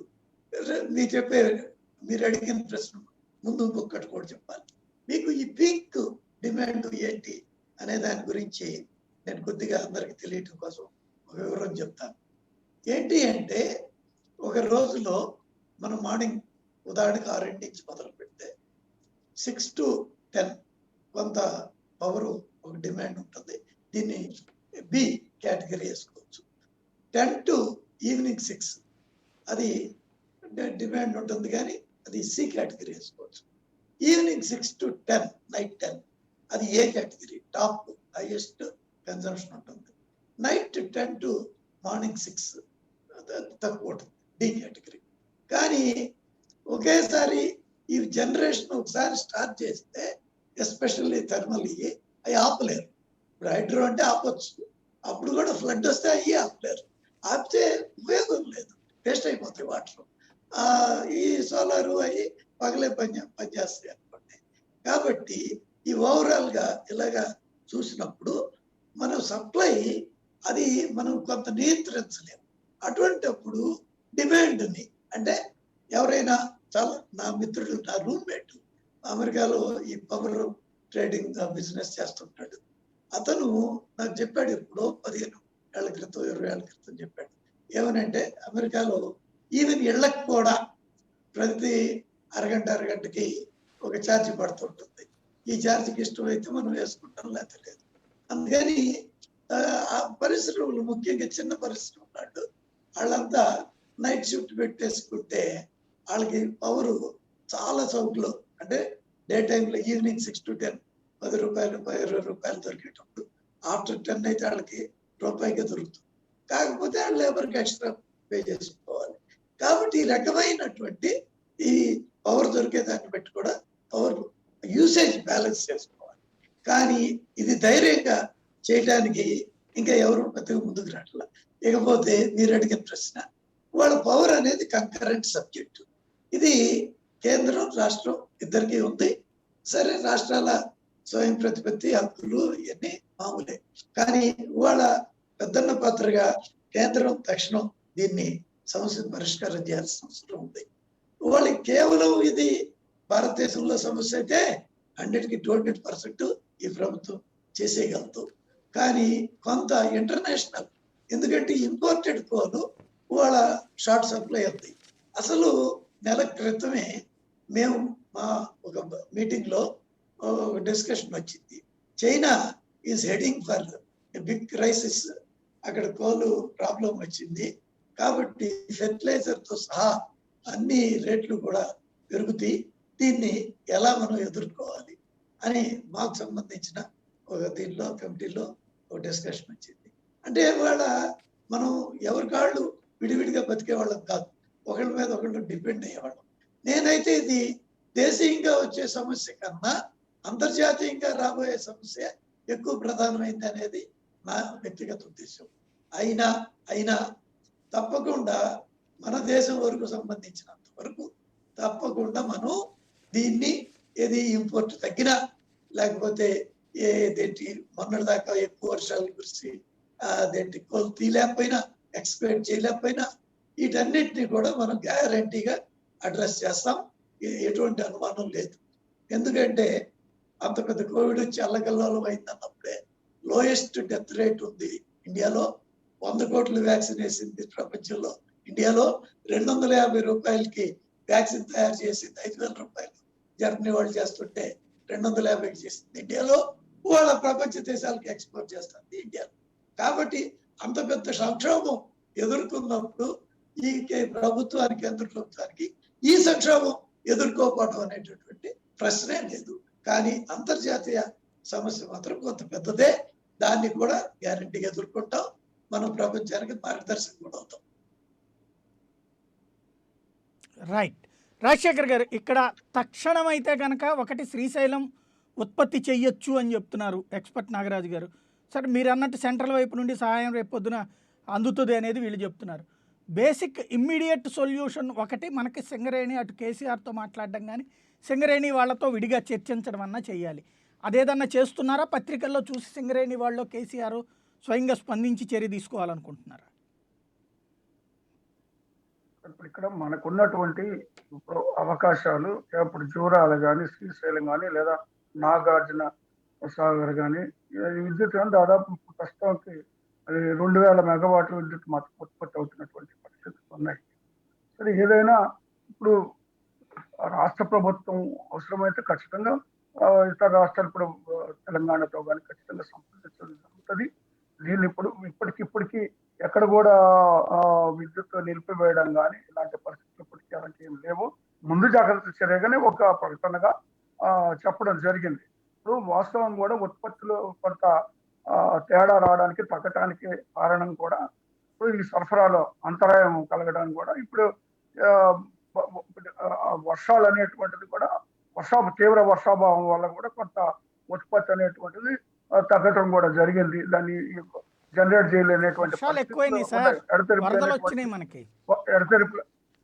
ఎడతెరిపిలేనటువంటి వర్షాలు. తర్వాత కరోనా సంక్షోభం నుంచి కూడా ఒక్కసారి మనం బయటపడంగానే ఒక్కసారిగా వినియోగం కూడా పెరిగిపోవడం జరిగింది. సరే, ఏది ఏమైనా ఇప్పుడు ఉన్నటువంటి పరిస్థితులు చక్కదిద్దడానికి ప్రభుత్వం అన్ని రకాలైనటువంటి చర్యలు తీసుకుంటుంది. ఒకవేళ మనం చిన్న డౌట్, మీరు అంచనా వేశారో లేదో తెలియదు, మీ నోట్తోనే చెప్పండి. మీరు సంక్షేమ పథకాలు ఇచ్చారు, రైట్. మీరు అన్నట్టు కరోనా కష్టకాలంలో అంటే తిండి, బియ్యం ఫ్రీగా ఇచ్చాం, లేదా తర్వాత డబ్బులు ఇచ్చాం. దాంతో తిండితో ఆగలేదు. మీకు తెలుసా తెలియదో నాకు తెలియదు, లేదా అసలు ఈ అంచనా ఉందో లేదో నాకు తెలియదు. ఇప్పుడు పెద్ద ఎత్తున ఎలక్ట్రానిక్ ఎక్విప్మెంట్ కొన్నారు చాలామంది. టీవీలు కావచ్చు, అంటే నిరంతరాయం సప్లై అయ్యే టీవీలు, బ్యాటరీలు, ఏసీలు కూడా చాలామంది ఇళ్లలోకి వచ్చినాయి. వాటి వలన వినియోగం అనేటువంటిది పెరుగుతోంది అన్నటువంటిది ఒక టాక్ ఉంది. అది వాస్తవమా కాదా? కొనుక్కుంటూ తప్పే ఉందండి. కొనుక్కుంటూ తప్పలేదు కదా. తప్పేం టీవీ లేదు. కొనుక్కుంటే తప్పే ఉంది, మీరు అన్నది లేదా ఫ్రిడ్జ్ తినడానికని కొనుక్కుంటే ఇచ్చిన తప్పే వాటితో ఉంది. ఏసీలు ఇప్పుడు కొనుక్కున్నప్పుడు అది వాళ్ళు కూడా వాళ్ళు మీకు పీక్ ఇప్పుడు అవుతుంది కదా. సార్ సాయి గారు, ఇప్పుడు ఎవరి కెపాసిటీని బట్టి వాళ్ళు కొనుక్కుంటారు. వాళ్ళని దాన్ని ఎవరు కూడా కంట్రోల్ చేయలేటువంటి పని. ఇప్పుడు వాళ్ళు ఎవరి ప్రియారిటీలు వాళ్ళకు ఉంటాయి. లేదండి, దాన్ని కాబట్టి అది అంచనా వేశారా వ్యక్తిగతమైనది. అంటున్నా నేను. దానివల్ల దానివల్ల వినియోగం దానివల్ల పెరిగిందేమో, వినియోగం 20% ఉత్పత్తి పెరగడం అంటే తగ్గింది. వినియోగం పెరిగిన మాట వాస్తవం ఒక్కటి సార్. సార్, మేము అదే చెప్తున్నాం. ఒక్క మాట ఉత్పత్తి ఏ విధంగా అయితే తగ్గిందో, రెగ్యులర్గా వినియోగం అలాగే వాడే పెరిగింది. కరెంటు కంటే 20% పెరిగింది. ఎందుకు పెరిగింది? డొమెస్టిక్కా, మనం కొత్తగా ఇండస్ట్రీస్ ఏం రాలేదు, కొత్తగా వ్యాపార సంస్థలు ఏమి రొటీన్గా నడిచేటువంటివి. ఈ అదనపు వినియోగం అన్నటువంటిది ఇదా, లేదా ఇంకేదైనా కారణం ఉంటుందా? అదనపు ఇలాంటిది అంచనా వినియోగం వెయ్యాలా అనేటువంటిది అక్కర్లేదా? అదనపు వినియోగం అనేటువంటిది అనేక కారణాలు ఉంటాయి సార్. ఒకటి వచ్చి ఈ పాండమిక్ సిచ్యువేషన్ లో అందరూ ఇళ్లలో వాళ్ళు ఉండటం వల్ల కూడా అదనంగా ఆటోమేటిక్ కొంత మేరకు పెరిగిపోతుంది. తర్వాత మీరు అన్నట్లు టీవీలు ఫ్రిడ్జ్లు ఏవో కొనుక్కున్నటువంటి సందర్భంలో కూడా పెరుగుతాయి. ఇప్పుడు దాన్ని మనం అరికట్టలేం కదా. ప్రజలకు సంబంధించినటువంటి అంశం అది. వాళ్ళ విచక్షణ మేరకు వాళ్ళ అవసరాన్ని బట్టి లేదా అవకాశాన్ని అలాగే బట్టి సార్, అది అంచనా అవి వెయ్యాలా కొనుక్కోవడం లేదా ఇది ప్రభుత్వం ఆటోమేటిక్గా అంటున్నా. పెరిగిపోతుంది. అంచనాలు ప్రభుత్వం ఏమండి? అంచనా వేసిందా, ఇదిగో ఈ కారణం వలన మనకి విద్యుత్ వాడకం పెరిగింది అని అంచనా వేసుకుంటే ప్రభుత్వం. ఇప్పుడు సార్ ఇందాక నాగరాజు గారు చెప్పారు, బొగ్గు ఎక్కడుందో, ఏ ఏ ప్రాంతాల్లో ఎంతకు దొరుకుతుంది అనేది లిస్ట్ ఉంటుంది ఎదురుగుండా. అట్లాగే పవర్ సప్లై ఎక్కడెక్కడి నుంచి చేయొచ్చో లిస్ట్ ఉంటుంది. అలాగే డిమాండ్, పీక్ డిమాండ్ ఎక్కడ పెరుగుతుంది అనేటువంటిది ఒక జాబితా ఉంటుంది. వీటన్నిటి ఏ పూటకు ఆ పూట సమీక్షించడం కోసమే కోట్ల రూపాయల జీతాలు ఇచ్చి ఉద్యోగులను పెట్టుకుంటున్నాం, డైరెక్టర్లని వాళ్ళని వీళ్ళని. ఏమైపోయారు వాళ్ళందరూ? ఒక్కసారిగా చివరి రోజుకి వచ్చి చేతులు ఎత్తేసే స్టేజ్ ఎందుకు వచ్చింది?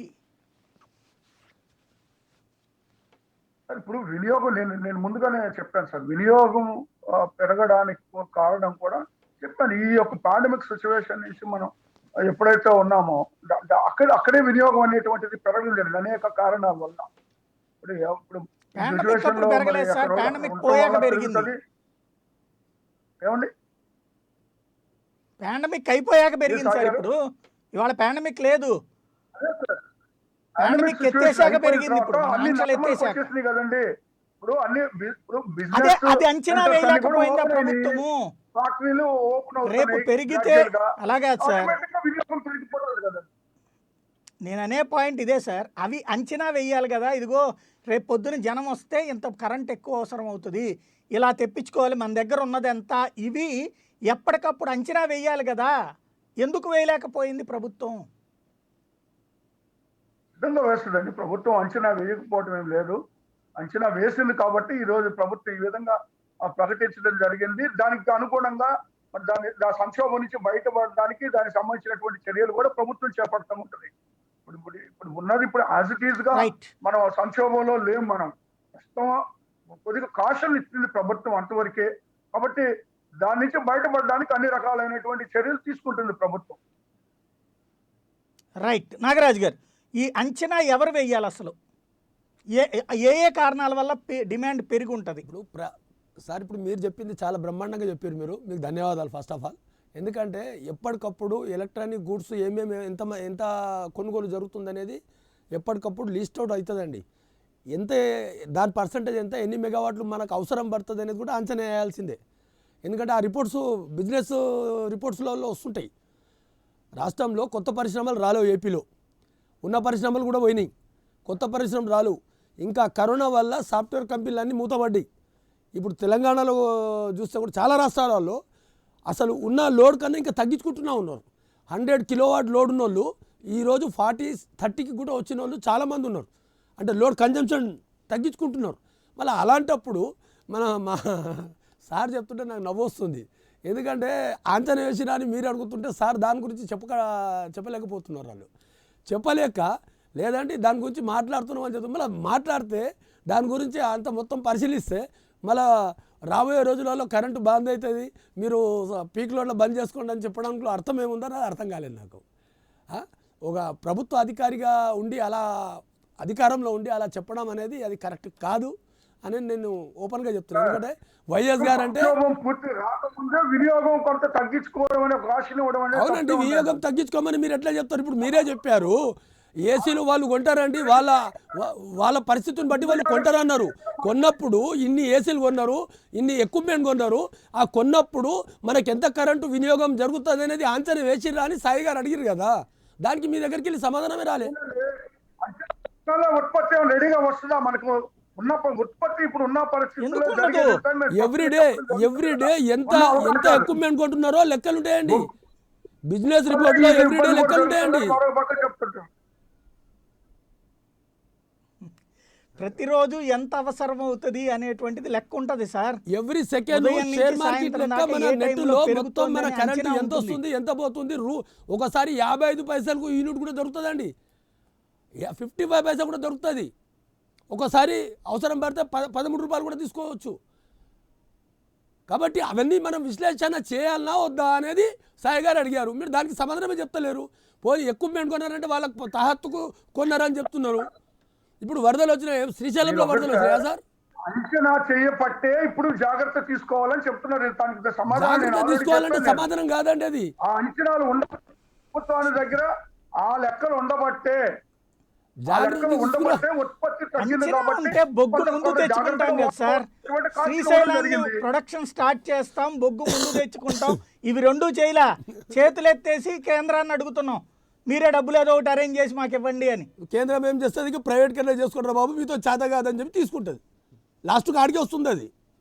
మీరు చూడండి, లాస్ట్కి వస్తే ఇక మీకు కాదు, ఈ డైరెక్టర్లు సీఎండీలు అంతా వేస్ట్, మీరు ఇక వదిలేయండి, ఇక మొత్తం మేము చూసుకుంటామని సెంట్రల్ ఈఆర్సీ వాళ్ళు కబ్జా పెట్టేస్తారు.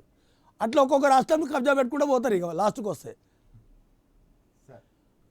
ఎలక్ట్రిసిటీ కానివ్వండి, హెల్త్ కానివ్వండి, మున్సిపాలిటీ కానివ్వండి, పోలీస్, ఇవన్నీ ప్రభుత్వ ఆధీనంలోనే ఉండాలి. కేంద్ర ఆధీనంలో పోతే ప్రైవేటీకరణ అయితే ఇప్పటికే నష్టమైపోతున్నాం. రాబోయే జనరేషన్కి ఇంకా నష్టాలు రానికి అవకాశాలు ఉన్నాయి. ఇది మాత్రం నిజం. ఎందుకంటే ఇప్పుడు ఇంతకు మొదలు ఎక్కడైతే ఎన్ని రాష్ట్రాలలో ప్రైవేటీకరణ అయిందో అక్కడ ఏమేమి ప్రాబ్లమ్స్ ఉన్నాయో మనకు తెలుస్తుంది. నిజంగా ఏపీఎస్సీబీ కాలంలో మళ్ళీ ఇలాంటి విపత్క ఎప్పుడు రాలేదండి. ఎప్పటికప్పుడు మానిటరింగ్ జరిగింది. అప్పుడు పార్థసారథి చైర్మన్ గారు, ఆయన సైల్యూట్ కొడతాను నేను, పార్థసారథి చైర్మన్ గారు ఉండే, ఎప్పుడు ఇలాంటి సిచ్యువేషన్ రాలేదు. ఎప్పటికప్పుడు మానిటరింగ్, 4 డైరెక్టర్లు మన మెంబర్సు, ఒక చైర్మన్ గారు, సీజీఎంలు ఉంటుండే, ఎప్పటికప్పుడు మానిటర్ చేసి బ్రహ్మాండంగా పబ్లిక్ కరెంట్ ఇవ్వడం జరిగింది. సరే కోతలు ఉండొచ్చు, ఆ పీక్ లోడ్ను బట్టి, ఆ రోజుల్లో ఉన్న సమస్యలను బట్టి చేసిరు.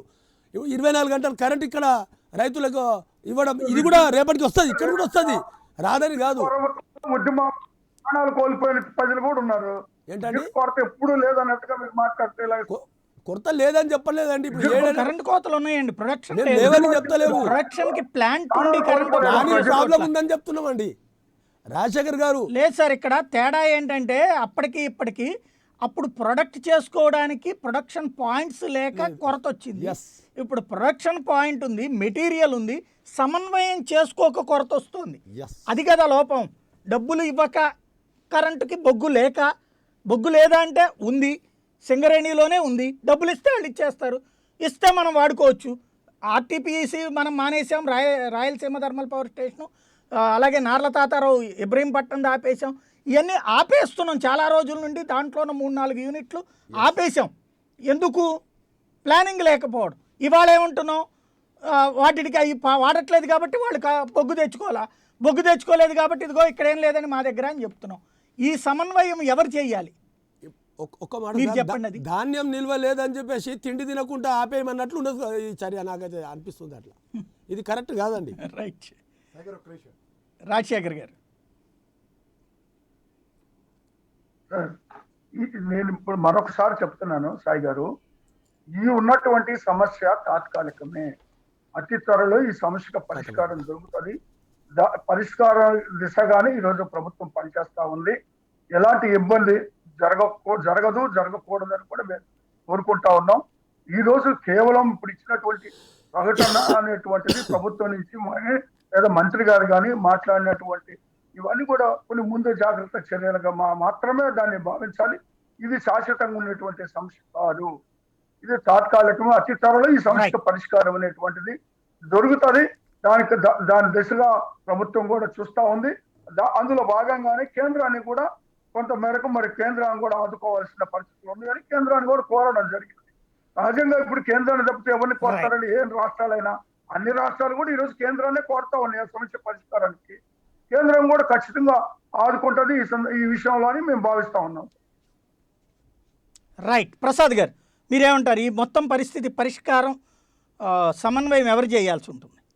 ఇది ఖచ్చితంగా కేంద్ర సమన్వయనండి. ఎందుకు నేను చెప్తున్నానంటే ఇందాక రఘునాథరావు గారు చెప్పిన దానికిను శివశంకర్ చెప్పిన దానికి ఒక చిన్న లాజిక్ ఉందండి దీంట్లో. ఎప్పుడైతే ఇంపోర్ట్ త్రూగా బ్యాలెన్స్ ఆఫ్ ఈక్వేషన్ చేయడానికి ఆ సంబంధిత రాష్ట్రాలకి ఇంపోర్ట్ నుంచి వచ్చిన దాన్ని తరలిస్తారు బొగ్గుని, ఇక్కడ NMDC national mineral development corporation ఏదైతే ఉందో మన ఆంధ్రప్రదేశ్ రాష్ట్రానికి నిజంగా సహజ వనరులైన బొగ్గు గనులు లేని కారణంగా ఒరిస్సాతో అనుసంధానించారు. ఇక్కడ ఒరిస్సా నుంచి వచ్చే బొగ్గుని ఆంధ్ర రాష్ట్రం ఖచ్చితంగా కొని తీరాలి. దీనికి 20 రోజులు నిల్వ పెట్టుకోకపోవడం అనేది బేసిక్ కాన్సెప్ట్. ఇక్కడ బేసిక్కే డీవేట్ అయ్యారు. ఇక్కడ మీకు సింపుల్ లాజిక్ అండి. రాజశేఖర్ గారు ఇందాక చెప్తున్నట్టు దానికి పవర్ మాడ్యూల్స్ పెరిగిపోయి అంటే ఎంత సింపుల్ అంటేనండి, మన ఇంట్లో ఏసీ పెట్టామంటే సింగిల్ ఫేజ్ కరెంట్ 3 ఫేజ్ చేస్తాం. అలాగే అది ఖచ్చితంగా ట్రాన్స్ఫార్మర్ మీద లోడ్ ట్రాన్స్ఫర్ అవుతుంది. ఆ ట్రాన్స్ఫార్మర్ మీద లోడ్ ఎంత రీడ్ అవుతుంది అన్నదాన్ని ఆ నియరెస్ట్ సబ్స్టేషన్లో ఈజీగా రీడ్ చేస్తూ ఉంటారు. సో వీటిలన్నిటి క్యాలిక్యులేషన్ కోసమే ఇవాళ ఏపీ ట్రాన్స్కో అనేది పనిచేస్తూ ఉంది ఈ రోజు దాకా. వీటిలోంచి వచ్చే అవుట్కమ్ మీద ఇవాళ మీ దగ్గర బ్యాలెన్స్ ఆఫ్ యాక్ట్ లేదు. అండ్ ఎప్పుడైతే బ్యాలెన్స్ ఆఫ్ యాక్ట్ లేదో దానివల్ల ఇది ఈ విధంగా లీడ్ అవుతుంది. ఇందాక రఘునాథ బాబు గారు చెప్పినట్టు యూఎస్లో వాళ్ళ ఫ్రెండ్ ఏదో చెప్పక్కర్లేదు. ఇది 50 సంవత్సరాల క్రితమే మన భారతదేశంలో ఇది ఇంప్లిమెంట్ అయింది. దాని ఇంప్రూవ్డ్ వెర్షనే ముంబైలో ప్రైవేటీకరణ రిలయన్స్ పవర్ అనేది ఎలా విధంగా ఇచ్చేస్తుందంటే ఆ విధమైన బ్యాలెన్స్ ఆఫ్ యాక్ట్ చేస్తూనే వాళ్ళ పవర్ని ఎలా మాడ్యులేట్ చేస్తుంది అన్నది మనకి లైవ్ ఎగ్జాంపుల్ ఏంటంటే పక్క రాష్ట్రం మహారాష్ట్రలో రిలయన్స్ పవర్ని మెయింటైన్ చేస్తూ చూపిస్తుంది ఆ విషయంలో. ఇక్కడికి వచ్చేసరికి ఏమవుతుందంటే ఇది ఇందాక మన నాగరాజ్ గారు అన్నట్టు ఇది over a period of time ఇది ప్రైవేటీకరణ అన్న అంశంలో దీన్ని ఏ విధంగా ఆ ఈఆర్సీ దీంట్లో తీసుకొచ్చి ప్రైవేట్ క్లస్టర్స్లోకి పెట్టడానికి ఈ విధమైన డిమాండ్ సప్లై గేమ్తోనూ దీన్ని ఎలా సస్టైన్ చేస్తారన్న దానికి ఇది ఒక వేదిక క్రియేట్ చేశారు. ఇది ఒకటి ఈ రాష్ట్రాలన్నీ సంక్షోభాలు ఎదుర్కొంటున్నాయి. ఇక్కడ ఇంపోర్ట్ మీద ఆధారపడే ఉదాహరణకి ఢిల్లీ ఉత్తరప్రదేశ్ లాంటికి 50% మోర్ దాన్ 80% ఇంపోర్ట్ మీద ఉండే కోల్ని అక్కడి నుంచి అక్కడ ఇంపోర్ట్ లేని కారణంగా because of corona pandemic central government దగ్గర కూడా దీనికి ప్రాపర్ యాక్షన్ ప్లాన్ అన్నది లేని కారణంగా ఏ విధంగా ఉన్నది ఇక్కడ ఉన్నట్టు మీరు అన్నట్టు ఇందాక సాయి గారు మీరు ఒక మంచి మాట చెప్పారు. మనకి పక్క రాష్ట్రం తెలంగాణతో ఉన్న అనుసంధానించుకునే విధానంలో ఇవాళ ఒక డిఫరెంట్ క్లస్టర్ క్రియేట్ అయింది. రామగుండం కొత్తగూడెం నుంచి మనం కొనకుండా ఒరిస్సా నుంచి కొనే పరిస్థితికి డ్రైవ్ చేస్తున్నారు. దీన్ని వేరే పవర్ ప్రాజెక్ట్స్కి లింక్ చేశారు, ఇంటర్లింక్ చేశారు. అంచేత ఏమవుతుందంటే over period of time demand and supply నుంచి మన దగ్గర ఉన్న సహజ వనరులను కూడా మనం వాడుకోలేని పరిస్థితిని ఏ విధంగా డ్రైవ్ అవుతో ఇక్కడ ప్రాబ్లం ఏంటంటే సార్ భారతదేశంలో 4.3 కోట్ల టన్నుల బొగ్గు నిల్వయి ఉంది. అవునండి. కేంద్రం దగ్గర అంటే దేశవ్యాప్తంగా 4.3 కోట్లు ప్లస్ మొన్ననే చైనాకి ఆస్ట్రేలియా నుండి వెళ్ళిన బొగ్గుని వాళ్ళు ఆపేస్తే దాదాపుగా 12 షిప్పులకి సరిపడినటువంటి బొగ్గు నిల్వలు ఇండియాకు వచ్చి ఉన్నాయి. అవును. కానీ ఇక్కడ మన దగ్గర ఉన్నటువంటి బొగ్గు ప్లాంట్లలో బొగ్గు ఎందుకు లేదు అంటే డబ్బులు కట్టక వివిధ రాష్ట్రాలు అదే సాయి గారు ఎక్కడ తేడా వస్తుంది. మీరు ఇందాక దీన్ని కూడా చాలా మంచి పాయింట్ చెప్పారు. ఇక్కడ మీరు ఉన్న విజయవాడలో నారల తాతారావు గారిది డబల్ ప్రాజెక్ట్ని 2 యూనిట్లు షట్ డౌన్ చేశారు. కారణం ఏంటి? మనం కొనే పరిస్థితి లేదు. సప్లై చేసేది ఎవరు ఇప్పుడు? Central government. అంటే వీళ్ళందరూ ఖచ్చితంగా సెంట్రల్ గవర్నమెంట్ మీద ఆధారపడే పరిస్థితిని ఎలా డ్రైవ్ చేస్తున్నారో చూడండి. సో సాధారణంగా మన సమస్య ఎక్కడ వస్తుందంటే ఇక్కడ పద్దాక కేంద్రం ఇవ్వదు, ఇక్కడే పక్కనే మనమే కొనుక్కుంటాం. మనం ఇక్కడ డబ్బులు ఆపేసి ఇప్పుడు కేంద్రాన్ని అడుగుతున్నాం. కేంద్రం ఇప్పుడు మళ్ళీ మొత్తం సేకరించుకురావాలి. దేశంలో అన్ని చోట్ల ఉన్నాయని లెక్కలు కట్టి ఇప్పుడు ఆల్రెడీ నాగరాజు గారు చెప్పినట్టు షీట్ ఉంటుంది. ఇప్పటికైనా కేంద్రం అంటే వాళ్ళు ఏదో డైరెక్ట్గా తవ్వుకుని పక్కనేం పెట్టుకోరు. మన చేతిలో ఉన్నదాన్ని మనం వాడట్లేదు. ఇక్కడ ఇంపోర్ట్ ఎప్పుడు చేస్తాం? వాడుతుంటే కదా. ఇక్కడ హిడెన్ ఎజెండా అంటే పీక్ అవర్కి హైయెస్ట్ ప్రైస్ ఎలా ప్రే చేయాలని దాని మీద ఫ్లక్చువేట్ అవుతుంది. మీరు ఇది గమనించండి. ఇక్కడ పీక్ అవర్స్ ఎలా ఫ్లక్చువేట్ చేయాలని దాని మీద 6 to 10 పవర్ని మీరు ఇక్కడ మన ఆంధ్ర రాష్ట్రం ఆల్రెడీ 20 రూపీస్ గేమ్ ప్లాన్ చేసి చూపించింది. సో ఇదేం చేస్తారంటే over period of time 20 rupees and above కొనే పరిస్థితిని డ్రైవ్ చేయడానికి ఈ విధమైన దాన్ని ఏమంటే డిమాండ్ సప్లైని క్రియేట్ చేస్తున్నారు. సో ఇక్కడ నుంచి ఓవర్ పీరియడ్ ఆఫ్ టైం ఎలా ఉంటుందంటేనండి ప్రైవేటీకరణ అనే కాన్సెప్ట్ని ఎప్పుడైతే డ్రైవ్ అవుతున్నామో దాన్ని పక్కదారి పట్టించకుండా అది మెయిన్ ట్రాక్లో పెట్టి ఈ సప్లై అయ్యే ప్రతి అంశాన్ని ఇంక్లూడింగ్ ఇంపోర్ట్తోనూ మన సహజ వనరులను కూడా ఒకే వేదిక మీదకి తీసుకొచ్చినప్పుడు ఏమవుతుందంటే ఖచ్చితంగా ఇవాళ జగన్మోహన్ రెడ్డి గారి ఉత్తరం ఏంటంటే సెంట్రల్ గవర్నమెంట్ మమ్మల్ని ఆదుకోవాలనే పరిస్థితి డ్రైవ్ అవుతుంది. అదే పరిస్థితి ఇవాళ ఢిల్లీ, ఉత్తరప్రదేశ్ ఎవరు అతిథులు కాకుండా ఎవరు మట్టుగా 2 hours 3 hours పవర్ క్లస్టర్స్ ఎలా పెట్టుకుని వెళ్తున్నారో చూసుకోండి. This is where the internal agenda. Right. Nagaraju గారు ఇక్కడ బేసిక్గా ఇవాళ శ్రీశైలం పవర్ ప్లాంట్లో కనుక విద్యుత్ ఉత్పత్తి చేస్తే ఇది బ్యాలెన్స్ అయిపోతుందా? ఖచ్చితంగా ఖచ్చితంగా అవుతుందండి, ఖచ్చితంగా అయి తీరుతుంది. ఖచ్చితంగా అయితే అందులో ఎలాంటి డౌట్ లేదు. నేను అదే చెప్తున్నాను కదా సార్, ఇక్కడ ప్రైవేట్ వాళ్ళ దగ్గరికి వెళ్ళి కొనడంలో అది ఎట్లయినా కొనాల్సిందే, ఎందుకంటే కొనకపోతే డబ్బులు ఎంత కట్టాల్సిందే. శ్రీశైలం నుండి ఎంత ఉత్పత్తి అవుతుందండి పర్ డే? ఇక ఇప్పుడు ఏపీలో వాళ్ళ ఇప్పుడు మా దగ్గర అయితే 1000 పైననే అవుతుందండి, 1000 మెగావాట్ పైననే. ఇప్పుడు ఏపీలో ఎంత ఉందనేది మాకు ఇటు కొద్దిగా- ఏపీకి ఏపీకి మాకు ఇప్పుడు ఎందుకంటే డిస్టెన్స్ అయిన తర్వాత మళ్ళీ దాని మీద మనం కొద్దిగా పరిశీలించలేదు. అది సమైక్య రాష్ట్రానికి ఈక్వల్ సప్లై ఓకే. ఇచ్చిస్తారు ఒక స్టేజ్లో. అంతకు ముందు అయితే మొత్తం కలిపి ఎంత ఉత్పత్తి అయ్యేది? 1000 పైన అవుతుండండి. 1470. ఓకే, ఇప్పుడు ఆ రేంజ్లో ఉత్పత్తి అయితే వస్తుంది 100% ఇటు కూడా. 100% అది వస్తే బ్యాలెన్స్ అయిపోతుంది కదా ఇది. ఆటోమేటిక్ అయిపోతుంది. నాకు అదే అనిపిస్తుంది. ఇప్పుడు చేరాలి. నిన్న మంత్రి గారు చెప్పిన విషయాన్ని బట్టి, మన రాజశేఖర్ గారు చెప్పిన విషయాన్ని బట్టి ఏమర్థమవుతుందంటే, ఇది మెల్లగా ప్రైవేటీకరణ దిక్కు, పబ్లిక్కు తెలియకుండానే ప్రైవేటీకరణ దిక్కు తీసుకుపోతున్నది అనేది క్లియర్గా అర్థమైపోయింది. అందులో మొమాటం ఏం లేదు. అందుగురించే ముందు జాగ్రత్త చర్యగానే మీరు పబ్లిక్కు వాళ్ళు రెడీ చేస్తూ ఉన్నారు. ఎందుకంటే ఒక దొంగకు ఒక ముద్ర వేయాలంటే ఫస్ట్ దొంగ దొంగ దొంగ దొంగ అని 10 సార్లు చెప్పిన తర్వాత వాడు ఆటోమేటిక్ దొంగ అయిపోతాడు, ఇక ముద్ర వేసే అవసరం లేదు. అట్లా కరెంటు ఉత్పత్తి ప్రాబ్లం అవుతుంది. కేంద్రం ఆదుకోవాలంటే లాస్ట్ ప్రైవేటీకరణ దిక్కు మెల్లగా ఒక రాష్ట్రం నుంచి ఇంకో రాష్ట్రంకి. ఇప్పుడు ఆల్రెడీ 33 kV సబ్స్టేషన్స్ ట్రాన్స్కోకు అప్పచెప్పాలని చెప్పేసి కేంద్రం ఆల్రెడీ లెటర్లు పంపించింది అన్ని రాష్ట్రాలకు. ఇక 33 kV మన లైన్స్ వాళ్ళకి సబ్స్టేషన్లు పోయినాయి అనుకోండి, ట్రాన్స్కోకి పోయిన తర్వాత ట్రాన్స్కో నుంచి మెల్లమెల్లగా ఫ్రాంచైజ్ సిస్టమ్ తీసుకురావడానికి అవకాశాలు ఉంటాయి. రైట్. ఇక్కడే రఘునాథ్ బాబు గారు, కేంద్రం నిదానంగా అంటే ప్రైవేట్ వైపుకి తీసుకెళ్తే ఇక ఫోన్ రీఛార్జీల టైపులో కరెంటు రీఛార్జీల వైపుకి తీసుకెళ్లేటువంటి కాన్సెప్టా? 200%.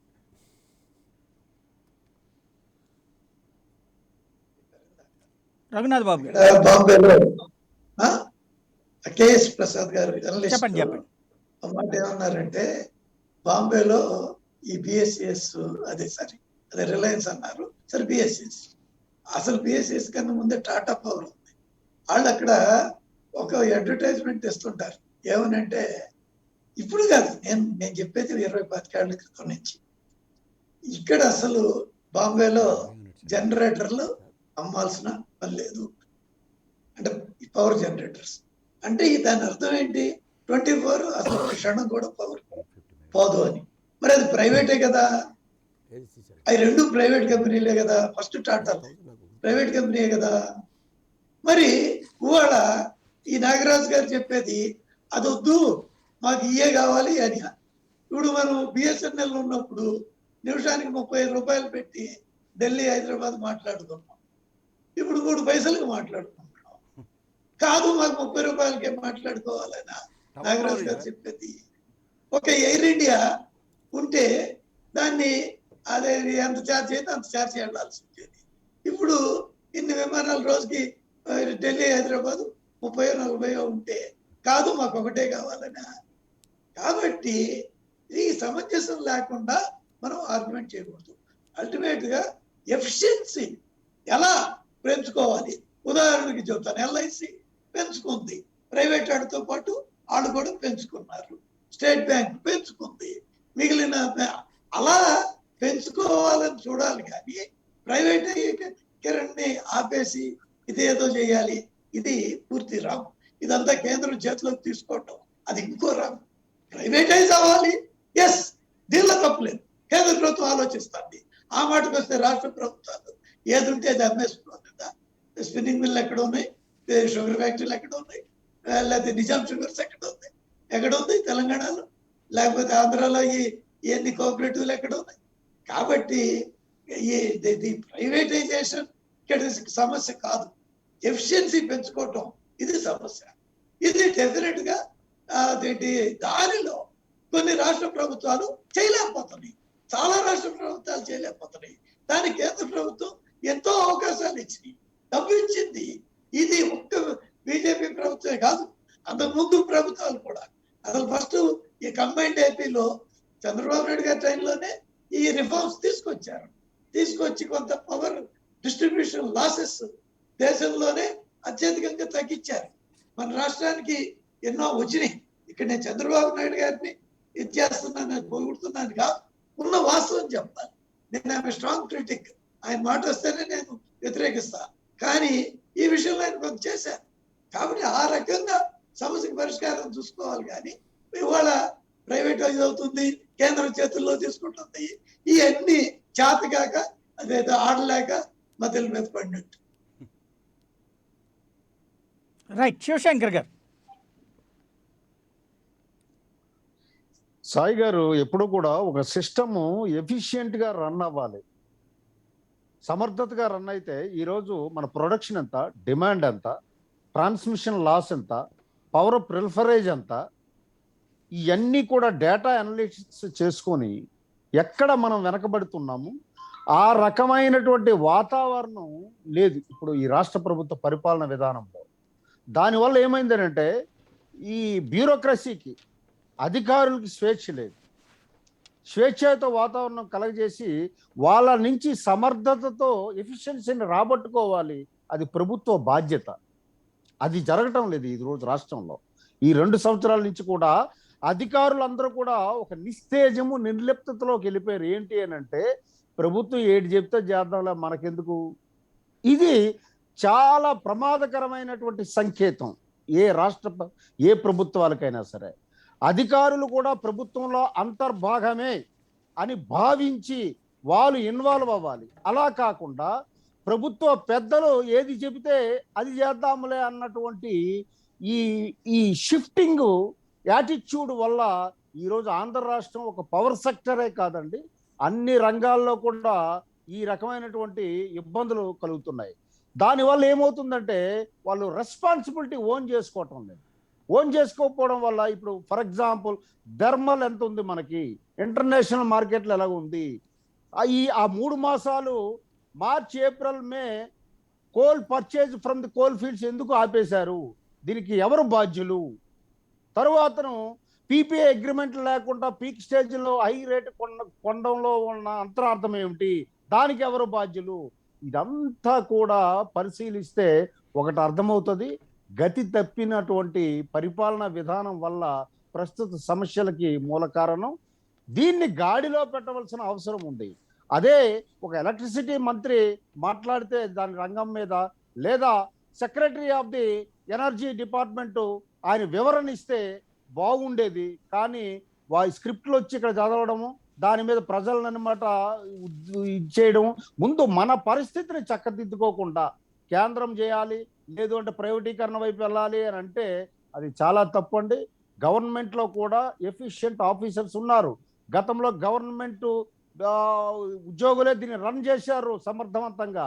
ఇది మర్చిపోయి మన స్వార్థం కోసం, మనకి స్వలాభాల కోసం వాళ్ళని అసమర్థుల కింద చిత్రీకరించి వ్యవస్థలు నిర్వీర్యం చేసేసి ప్రైవేటైజేషన్ వాళ్ళకో కిక్ బ్యాక్ల కోసమో ఈ రకమైనటువంటి చర్యలు తీసుకోవడం వల్ల వచ్చిన దుస్థితి ఈరోజు ఈ power energy crisis in Andhra Pradesh కారణం. సాయి గారు.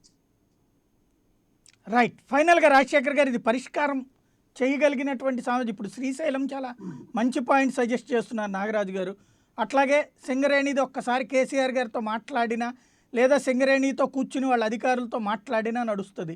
అట్లాంటి ప్రయత్నాలు ఏదైనా రాష్ట్ర ప్రభుత్వం చేస్తుందా? 880 మెగా యూనిట్స్ ఇస్తుంది సార్ శ్రీశైలం.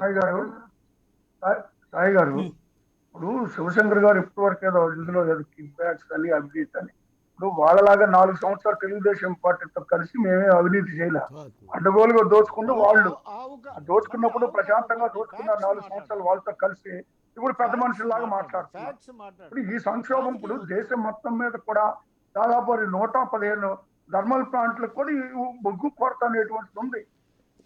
13 రాష్ట్రాల్లో ఈ సంక్షోభం ఉంది, అనేక కేంద్ర పాలిత ప్రాంతాల్లో ఈ సంక్షోభం అనేటువంటిది ఉంది. ఉన్న పరిస్థితులు ఇప్పుడు ఒక్కసారిగా మరి వినియోగం కూడా పెరగడం జరిగింది. ఇక్కడ ఆంధ్రప్రదేశ్ సంబంధించి బొగ్గు అయితే, గ్యాస్ అయితే కొరత వల్ల ఉత్పత్తి కూడా తగ్గింది ఇక్కడ. ఇప్పుడు దాని నుంచి ఓవర్కమ్ ఎలా చేయాలనేటువంటిది ప్రభుత్వం ఖచ్చితంగా పనిచేస్తుంది. ఒక తెలంగాణకు సంబంధించి వాళ్ళకి సింగరేణి కాలనీస్ ఉన్నాయి కాబట్టి అక్కడ ఇబ్బంది లేకుండా జరుగుతూ ఉంది. బట్ ఆంధ్రప్రదేశ్లో ఖచ్చితంగా దీని పరిష్కారాన్ని కనుగొంటారు. ఖచ్చితంగా మరి ఈ సమస్య త్వరలోనే పరిష్కారం అవుతుంది. ఈ లోపలే ఎవరు ఇష్టం వచ్చినట్టుగా వాళ్ళు మరి ఆరోపణలు చేయడం కాదు, సూచనలు సలహాలు చేయండి. అంగీకరిస్తాం. మేము ఖచ్చితంగా మేము ఒకవేళ అందులో ఏదైనా పొరపాట్లు ఉంటే మేము సరిదిద్దుకునే ప్రయత్నం చేస్తాం, అంతవరకే. కానీ ఉన్నాయి లేని అనవసరంగా ఏదో మాట్లాడి అక్కడ ఏదో అవినీతి జరుగుతుంది, అలాంటి అవినీతి లేదు. ఉత్పత్తిలోనే కేవలం మరి కొరత ఉంది, బొగ్గు కొరత వల్ల ఉత్పత్తి ఆగింది. బొగ్గు లేదు, గ్యాస్ లేదు. ఇక్కడ ఒక ఇలాంటి పాయింట్ ఇందాక పరిస్థితుల్లోనే నాగరాజు గారు చెప్పిన పాయింట్ లో ఒక పెద్ద లాజిక్ ఉందండి. తెలియని ఏం కాదు. అందుకొరకే కేంద్రం నాగరాజు గారు చెప్పిన పాయింట్ లో ఒక పెద్ద లాజిక్ ఉంది సార్. రాజశేఖర్ గారు, ఒక పెద్ద లాజిక్ ఏంటంటే బొగ్గుకి ఇవ్వడానికి డబ్బులు లేక 20 రోజుల సప్లైని మనం తీసుకోక ఆగిపోయాం. కానీ రాత్రికి రాత్రి ప్రతిరోజు సాయంత్రం 6 నుండి 10 గంటల దాకా 15 రూపాయల నుంచి 20 రూపాయలు పెట్టి ఇమ్మీడియట్ క్యాష్ ఇచ్చి కొంటున్నాం. దీనికి ఇవ్వగలుగుతున్నాం, దానికి ఖర్చు పెట్టట్లేదు. దాని వలన ఎదురైన సమస్యని కేంద్రం మీదకి దోసేస్తున్నాం. అది కదా ఇక్కడ పాయింట్. 20 రోజుల సప్లై మీకు ఇవ్వడానికి సింగరేణి రెడీలో ఉంది, దీనికి డబ్బులు ఇవ్వట్లేదు. కానీ ఏ రోజుకి ఆ రోజు రాత్రికి మాత్రం 15 రూపాయలు పెట్టి 20 రూపాయలు పెట్టి కొంటున్నాం. అది ఎవరిది లోపం అంటారు? ఎక్కడ తప్పు ఉందంటారు? అది కేవలం అది టెంపరీ అడ్జస్ట్మెంట్, ఇదేం పర్మనెంట్ గా కొనుగోలు అదే రోజు టెంపరీ అడ్జస్ట్మెంట్ చేసుకుంటున్నాం ప్రభుత్వాన్ని. కాబట్టి ఈ సమస్య ఖచ్చితంగా అతి త్వరలో పరిష్కారం అవుతుంది సార్. మన సంక్షోభం వరకు వెళ్ళేటువంటి పరిస్థితి రాదు. ఎలాంటి పరిస్థితుల్లో ఈ ప్రభుత్వం దీని మీద అన్ని రకాలైనటువంటి చర్యలు తీసుకుంటుంది, అన్ని రకాలైనటువంటి ఇబ్బందుల నుంచి బయటపడుతుంది. ఖచ్చితంగా ఈ విద్యుత్ కొరత అనేటువంటి దాన్ని అతి త్వరలోనే పరిష్కారం అనేటువంటిది ప్రభుత్వం కనుగొంటుంది. దానికి అనుగుణంగానే ఖచ్చితంగా కేంద్రం కూడా ఖచ్చితంగా ఆదుకుంటుంది అనేటువంటిది నమ్మకం మాకు ఉంది. సాయి గారు, ఈ సమస్య పరిష్కారం అవుతుంది. ఇది కేవలం తాత్కాలికమే. చెప్పండి. ఏంటంటే ఇప్పుడు క్వశ్చన్ ఏంటంటే 2014లో అంటే రాష్ట్రం ఏర్పడినప్పుడు చాలా కంఫర్టబుల్, దేశంలోనే అత్యంత కంఫర్టబుల్ పొజిషన్ లో ఉన్నటువంటి ఆంధ్రప్రదేశ్ ఇవాళ ఎందుకు అన్ని రాష్ట్రాల కన్నా ఎవరో సజ్జల రామకృష్ణారెడ్డి గారే అంత ఎలర్ట్ ఇస్తున్నారంటే అంటే చాలా ప్రమాదంలో ఉన్నామని. అంటే ప్రమాదంలో ఉన్నమాట వాస్తవం. ఇది ఆలోచించాల్సిన, అంటే మన ఇన్ఎఫిషియన్సీకి ఇది ఒక రిఫ్లెక్షన్ కాదా? రెండోది, చంద్రబాబు నాయుడు గారి హయాంలో 6 రూపాయలకి ఎంఓయు రూట్ లో సోలార్ పవర్ కొన్నారు. అదే సంవత్సరంలో ఒక నెల తేడాలో పీయూష్ గోయల్ గారు 2 రూపాయలు 74 పైసలకి టెండర్ బేసిస్ లో కొన్నారు. సో